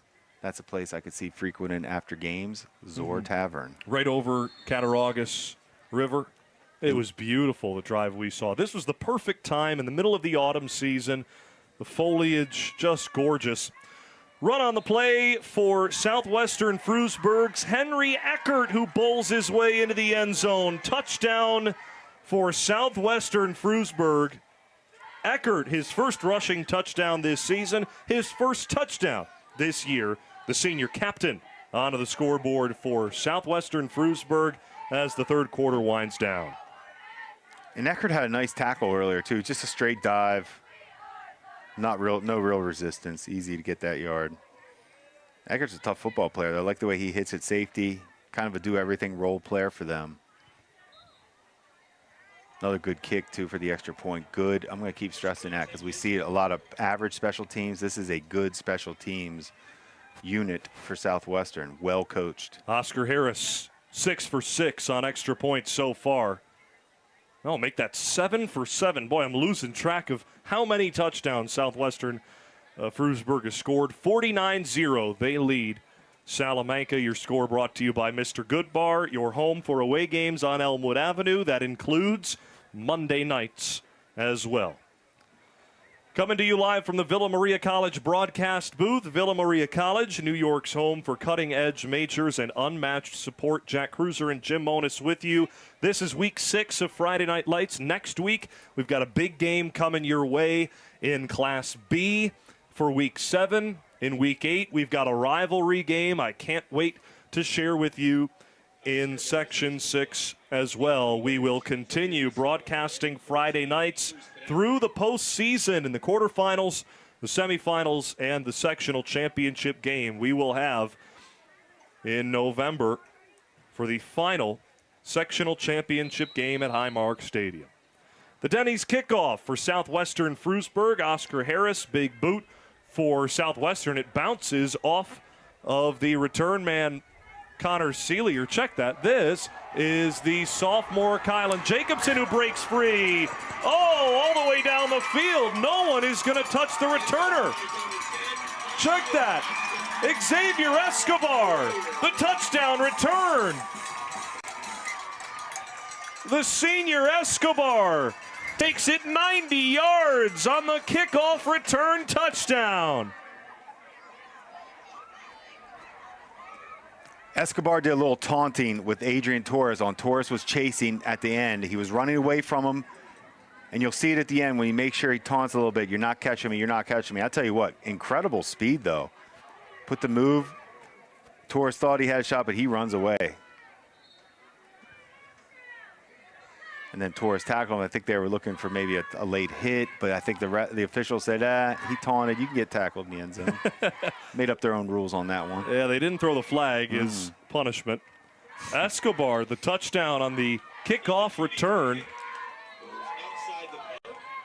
95 yards for Xavier Escobar. His first touchdown of the season for Salamanca. The extra point kick up and through for Easton Chuddy. And Salamanca gets on the scoreboard with their first score tonight, 49-7. They trail with just 31 seconds to go in this third quarter. Oscar Harris did his best kicker attempt at a tackle on Escobar. But that is what the rule is of thumb for the returner. If you're squared up with that kicker, you better not get tackled, and Escobar did not, and he ran away from Torres. Hey, anything you can do positive right now, you have to take. Salamanca, positive special team play against a unit we just said is good. Nice return. It's a jolt of energy for Salamanca, and something to cheer about for the hometown crowd that came out, the pep band as well. The cheerleaders were bringing the energy. This is really a hangout, this wonderful facility at Salamanca School District. Just being here for practices, seeing kids on all of the playing fields. They've got so many here at Salamanca on campus. As athletic director and head coach Chad Bartosek told us, it really does feel like a summer camp all the time for these kids who love to come here and stay out of trouble, as Chad Bartosek says. The Denny's kickoff, a squib kick up the middle. Fielded at the near side. Roger Markham makes a man miss at the 28. There goes Markham up the near sideline. It takes 3 Warriors to bring him down at the Southwestern Frewsburg 45. Roger Markham is such a playmaker in space, and he showed you why right there on BTPM Create and the BTPM YouTube channel. Yeah, he put quite the move on Dowdy in space. That's one that is going to be talked about. He looked like Michael Jackson there. A beautiful dancer, we know. Incredible entertainer and performer. Very good singer. For those listening, well, let's hear it. What do you think of Justin Timberlake then? I think very similar skill set. I think a good voice, outstanding performer, dancer, entertainer. Michael has a couple more albums sold. A couple. Similar skill set. I'm telling you, similar skill set. 1st and 10 at the 47. Trent Lewis remains the quarterback for Southwestern Frewsburg. Handoff Fuller. Jolts past one line of defenders. Cuts past another. Gets to the 35-yard line of Salamanca. A gain of 23 yards on the ground and a first down for Southwestern Frewsburg. Before this game tonight, they were playing some Michael Jackson during warm-up here at Salamanca. And Jim says, I think MJ is just as good as Justin Timberlake, but there's nothing special about MJ. We'll talk a little more about the king of pop and this football game. End of the third quarter, 49-7, Southwestern Frewsburg over Salamanca on BTPM's Friday Night Lights, presented by Villa Maria College. This is Isaiah Gerstung from Newfane. You're listening to Friday Night Lights on BTPM, NPR, WBFO and WBFO HD1 Buffalo, WUBJ Jamestown, WOLN Olean. This is a service of Buffalo Toronto Public Media. Visit Villa Maria College and discover what it means to be a Viking. Come see the energy, teamwork, and pride that makes the Villa Vikings unstoppable. Schedule your tour at visit.villa.edu. BTPM's Friday Night Lights in partnership with Section 6 is presented by Villa Maria College, advancing educational opportunity for all of Western New York. Friday Night Lights is supported by our members and by the WNED Foundation Incorporated. Mr. Goodbar, your headquarters for watching away games on Elmwood Avenue. Denny's, America's Diner, is always open. Brighton Liquor and Wine, 930 Brighton Road in Tonawanda, and by SEI. More information at SEIC.com. Do you love theater? Can't get enough of Broadway shows?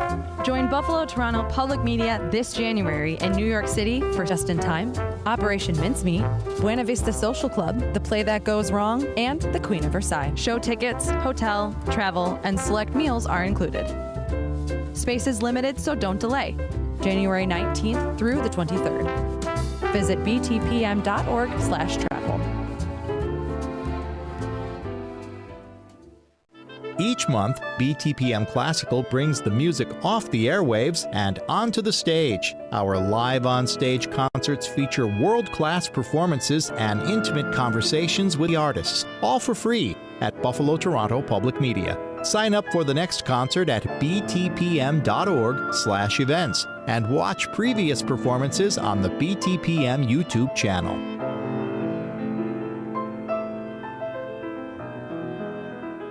Friday Night Lights reaches parents, grandparents, and students. Your message can be seen and heard on radio, TV, apps, and social media. Discover what Friday Night Lights can do for your business. Call Bill Saurer at 716-845-7000.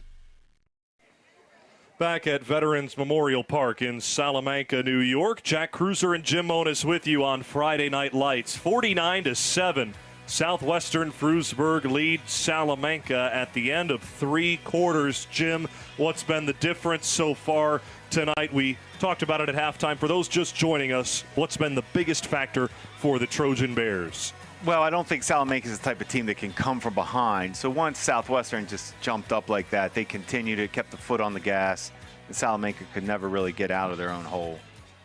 That has been the story so far. It's been Trent Lewis. It's been the Southwestern Frewsburg offense lighting it up, and the defense smothering the Salamanca Warriors, who came into this game at 4-1 overall, 3-1 in league play.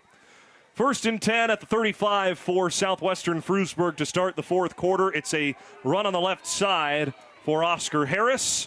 He's taken down by Caden Scott, the replacement D lineman, junior for Salamanca, as head coach Chad Bartosik rotates in some new faces on the defense. Good tackle. Hey, you get your opportunity now. We all know this. Anytime you get your chance, I don't care what it is, what year you are, what the score is, your tape is your resume. So once you're on the field, sell out. A gain of 2. Harris, the quarterback for the fourth quarter. Trent Lewis taken out. The running back is Adrian Torres. Handoff to him, cuts up the middle. There goes Torres. Left side, Torres gets tripped up at the 20-yard line by Brendan Ghani. First down for Southwestern Frewsburg. Torres a burst. Not surprised. We've seen Torres at corner with his quickness and cover skills. He's a little more cat-like quick than he is true speed. But his vision right here is what you love. He gets right up in the mix, 10 yards before he has to make somebody miss. Nice tackle by Ghani in the open field. The depth of Southwestern Frewsburg. Adrian Torres, also a senior. Standing at 5'6", 125 pounds. You want to talk cat-like quickness. It's approaching Halloween season. The black cat in the backfield. It's that time of year you're going to hear Michael Jackson Thriller. And off Torres, right side, breaks free. Flag thrown at the 10 as he gets taken down at the 7-yard line. We pick up the conversation we had at the end of the third quarter. Michael Jackson, I say, head, shoulders, knees, and toes above Justin Timberlake. You say otherwise. Music sales say you're correct. Okay, we're talking about an all-timer with sales. Michael Jackson is an all-timer. Talent, I'm talking about if we're scouting talent, evaluating talent, same guy. What do you mean same guy? I think they both started in a group, similar 4 to 5 people, pretty sure. They did start in a group. They break out. One can sing and dance, so can the other. The moonwalk isn't that hard. Everybody does it. I don't know about it. I'd like to see you do it. Oh, I've done it. I'm too old now. Oh, sure. First and 10 at the 18 for Southwestern Frewsburg. Right side run for Torres goes nowhere.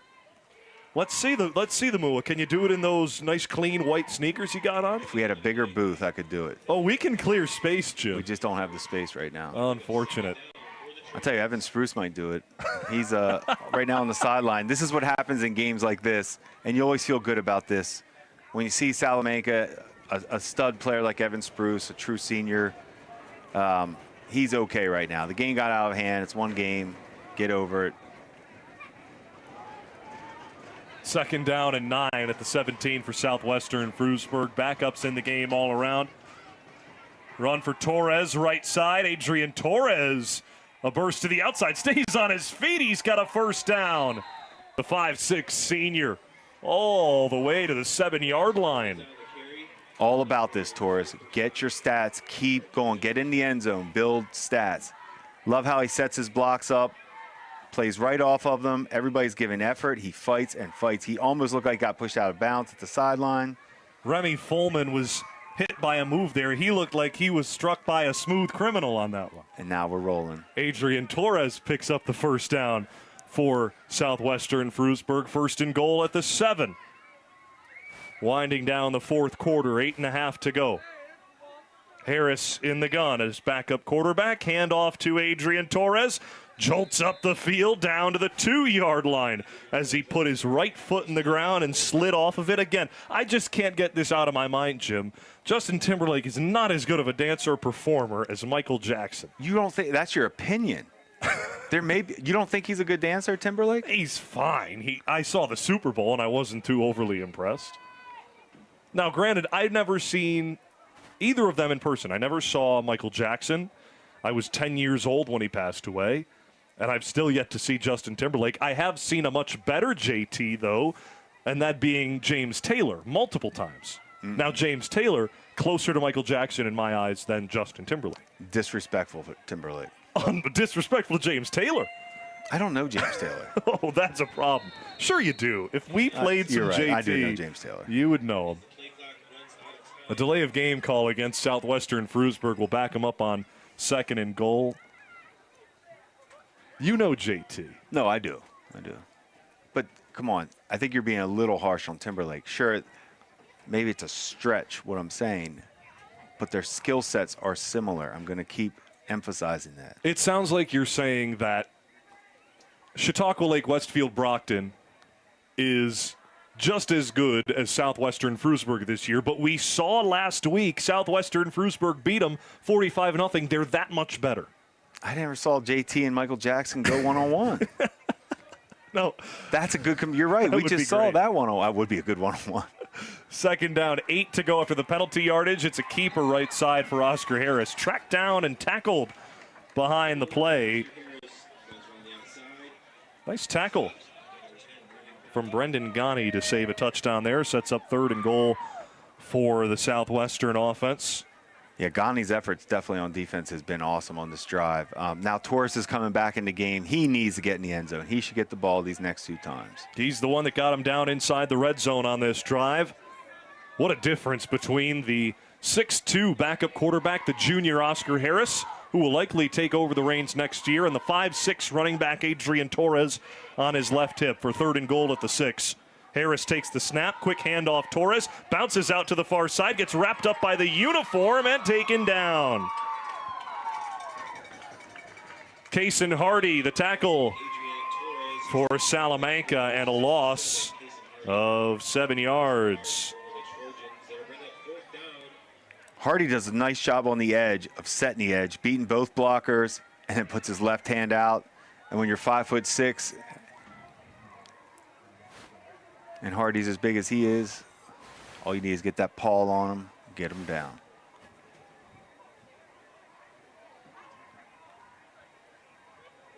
Fourth down, and Southwestern Frewsburg to kick a field goal.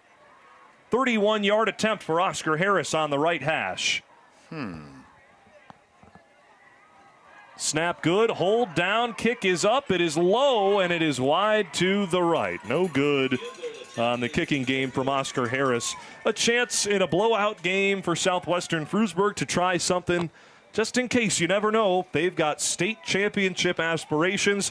You never know when the kicking game will come into play. 5:29 to go in the fourth quarter. 49-7 remains the score. Southwestern Frewsburg over Salamanca. Brought to you by Mr. Goodbar, your home for away games on Elmwood Avenue. Southwestern Frewsburg so far has rolled through their schedule, giving up a touchdown tonight. It's, well, the most points they've given up so far this season. 7 to Salamanca tonight. They had given up 6 in their first 2 weeks, then a 34-0 win against Portville before the forfeit win over Springville. 45-0 last week at Chautauqua Lake. Up 49-7 tonight at Salamanca. They go back home and close out the season at Southwestern and Frewsburg, respectively. Clymer Sherman Panama comes to town next week before ending the regular season against Falconer, Casadega Valley, Maple Grove. First down and 10 for Salamanca. Handoff Jesse Hill, right side, gets 6 yards up to the, no, check that, about 9 yards to the 29-yard line. It should be a fun game in Week 8 for the Markham brothers and Braden Fuller playing against their former school in Falconer, Casadega Valley, Maple Grove. Kurt Fisher has a good program there, currently tied for the final playoff spot in Class C South are the Herd. They will be at Southwestern Frewsburg in Week 8. That game could get chippy. Oh, yeah, early. I mean, that's, you know, anytime you're facing your former team for the first time, and it does happen early, you're right, because you know who you want to talk to. Everybody knows who wants to talk to who right away, and it happens. Second down and 1 at the 29 for Salamanca. Run on the play for Jesse Hill to the middle of the field. Falls forward for half a yard, short of the yard to gain. Approaching 4 minutes to go in the fourth quarter. When you transferred schools in high school, Jim, did you ever play against your former team? No, I did not actually. That would not have been a very good game. That's why I transferred. I like to go where the wins are. Would you be a player nowadays in college that played at 4 different schools in 4 years? No, if the money was right, I would have stayed at one. Well, what if another team came along and offered more? I'd go. Easily bought. I love easy decisions. First and 10 at the 30-yard line. Easy decision here for Salamanca. Pitch to Jesse Hill. Stutter step and breaks 5 tackles. He falls forward to the 36-yard line for a gain of 6. What a terrific run from Jesse Hill.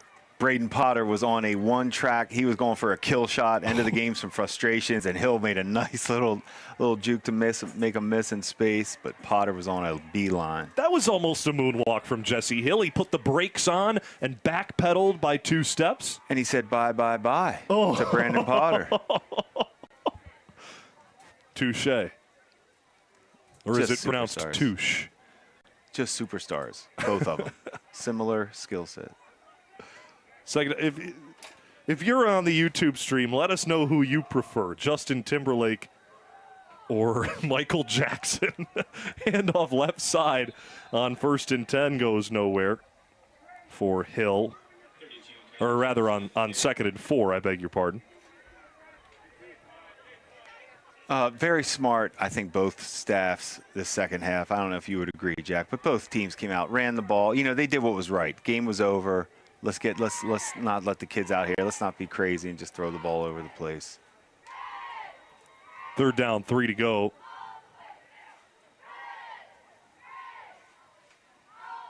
Plenty of time taken by Salamanca here. Clock down to 2 minutes to go. For Chad Bartosik, this is an interesting situation for his Warriors, who have not lost to 2 teams in Section 6 in a season since 2023. Certainly the dawn of a new era in Salamanca, not necessarily a positive new era. They were so unbelievably dominant the last 2 years that this season is a bit of a step backward for Salamanca, as is expected with high school athletics and with Salamanca not combining with any local schools around them. Same pool to go from, and you just lose those instrumental players year after year, and then new ones come up through the system, as we've heard. Great numbers at the lower levels through the Salamanca program, from the JV to the varsity, or to the modified team. Some terrific talent coming up through the system. That's a frustrating dynamic for any high school coach, like you were talking about. I mean, that's hard, combining all that. That's new to me.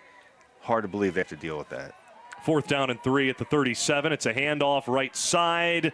Seeley goes nowhere for Salamanca, wrapped up by the defensive lineman for Southwestern, Frewsburg. Braden Potter, the linebacker, in there to clean it up as well. A turnover on downs against Salamanca, who trail 49-7 on BTPM Create and the BTPM YouTube channel. A look at the upcoming Salamanca schedule. Next week, they host Fredonia for senior night on the 16th. That's Thursday night. And then they wrap up the regular season with what will be a massive game in Week 8 at Chautauqua Lake Westfield Brockton, and it could be for a home playoff game. That game on the road at Chautauqua Lake on October 24th.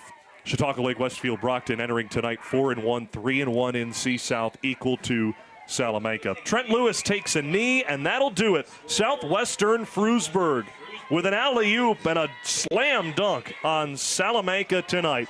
49-7, the final score. Southwestern Frewsburg defeats Salamanca in Week 6 on Friday Night Lights. An exclamation point in Class C South. Last week was not a fluke. Southwestern Frewsburg is here to stay at the top of Class C South. The Trojan Bears win the C South Division in 2025. This senior-led team follows up a 45-0 win last week with a 49-7 win at Salamanca tonight. We'll be back with the Villa Maria College postgame show following this quick word from our supporters. This is Friday Night Lights on BTPM, presented by Villa Maria College. Brighton Wine and Liquor, located at 930 Brighton Avenue in Tonawanda, features wines from all over the world and expert curators who can help you select the right wine or spirit for your occasion. Brighton Wine and Liquor, 930 Brighton Road in Tonawanda. If you're from Western New York, you know snow. And unfortunately, you know how damaging those annoying potholes can be. But do you know what's involved in filling those potholes so your car tires stay intact? Let me put you on, because maintaining roads involves way more than the average citizen might think. Corey here with Compact Civics. Cities, counties, and states all take part in this process. How?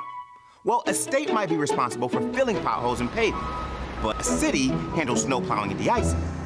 Try and imagine a city or town without a public works department. No one to manage schools, hospitals, roads, bridges, airports, water, sewage, parks, beaches. We deserve these spaces, and our taxes pay for it all. So, next time you drive across a smooth road or see a snowplow clearing one, appreciate it. Public works are the backbone of what keeps our communities and quality of life thriving. Do you love theater? Can't get enough of Broadway shows? Join Buffalo Toronto Public Media this January in New York City for Just in Time, Operation Mincemeat, Buena Vista Social Club, The Play That Goes Wrong, and The Queen of Versailles. Show tickets, hotel, travel, and select meals are included. Space is limited, so don't delay. January 19th through the 23rd.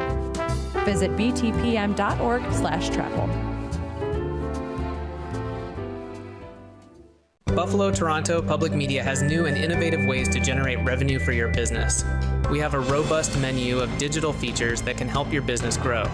Contact Bill Saurer at 716-845-7000.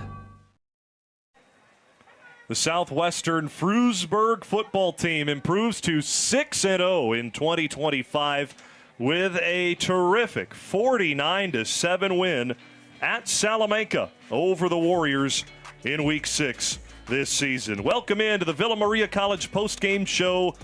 I'm Jack Kreuzer with Jim Monis. Villa Maria College, advancing educational opportunity for all of Western New York. What a performance it was right off the jump for Southwestern Frewsburg, Jim, with their quarterback Trent Lewis taking the second play from scrimmage, 69 yards for a touchdown run. Immediately, did you see what we saw on tape in person? Yeah, we kind of smiled when he broke it because that's what we talked about all week. His just ability to be a playmaker with his legs.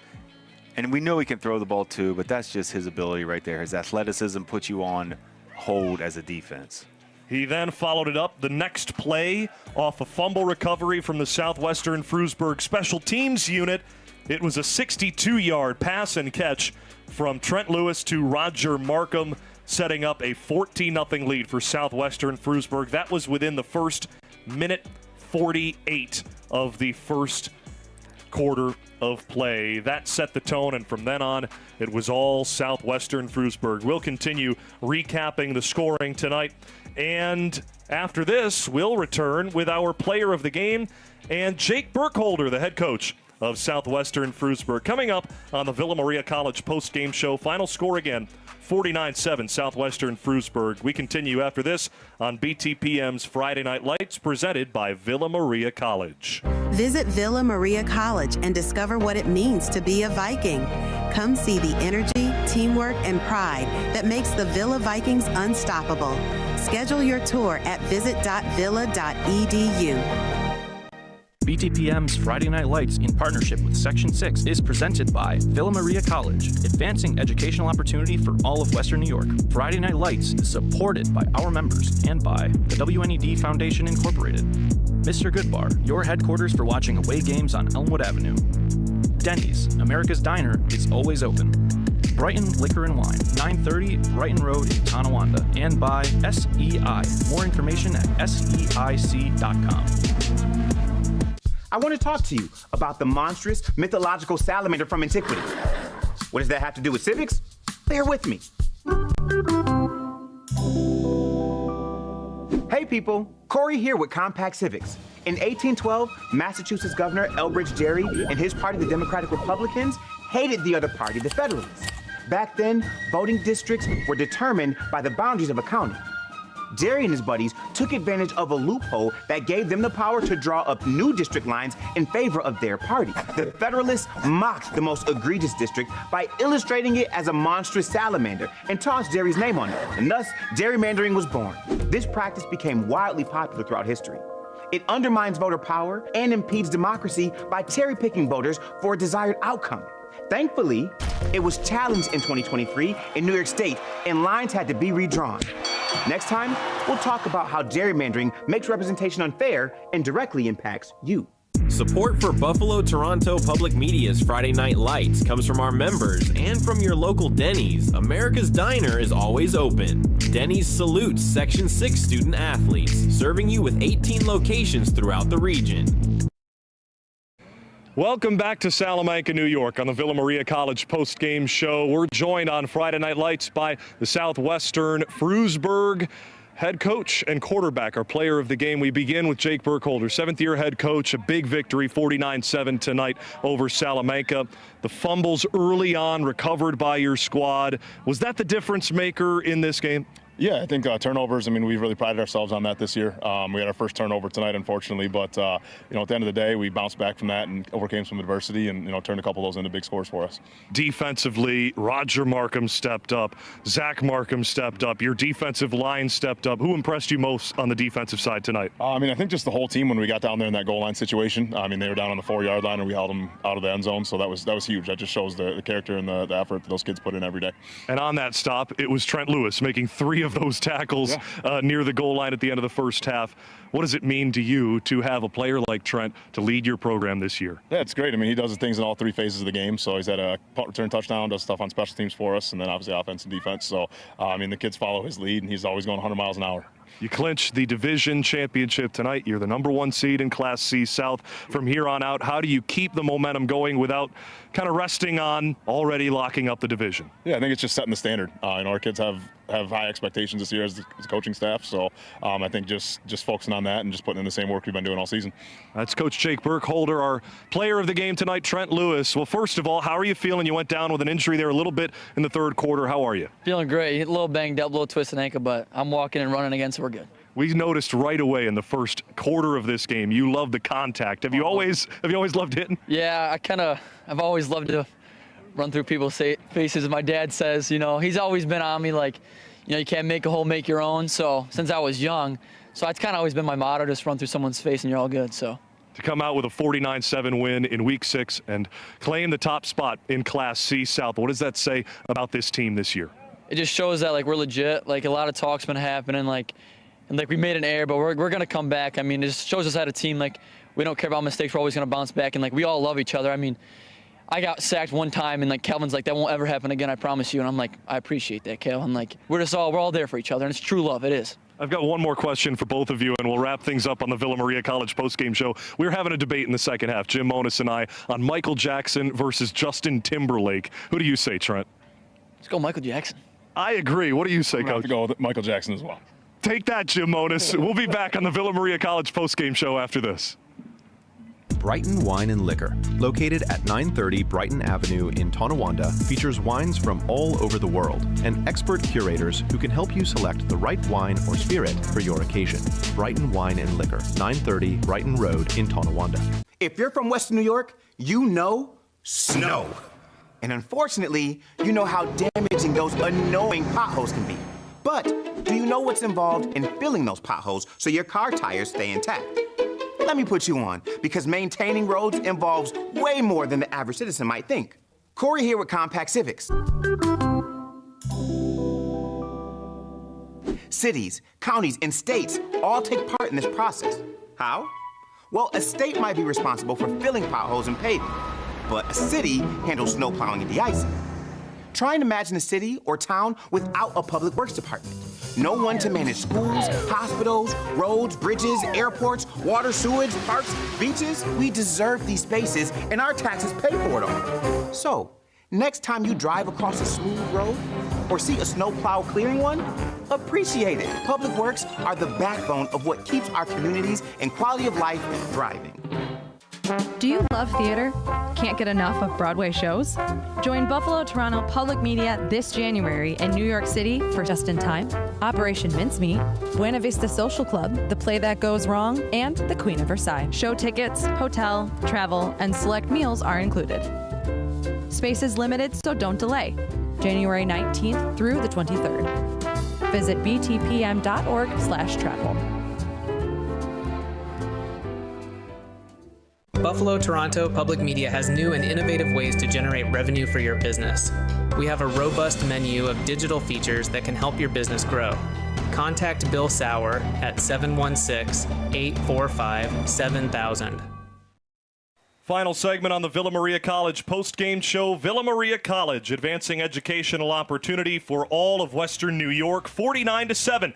Southwestern Frewsburg the win over Salamanca on the road. Trent Lewis, the quarterback and safety, punt returner, kickoff returner for Southwestern Frewsburg, our player of the game, with 3 passing touchdowns, 2 rushing. Next week, a big one in Class B. 2 4-year quarterbacks battle in Class B2. It'll be Joe Mest and the Olean Huskies against Justice Kleitz and the Iroquois Redhawks on Friday Night Lights in Week 7. Join us next Friday at 7 p.m. wherever you joined us tonight. Hope you can come back next week. For Jim Monis, I'm Jack Kreuzer saying thank you for spending your Friday night with us on BTPM wherever you joined us. This has been Friday Night Lights presented by Villa Maria College. I bid you adieu.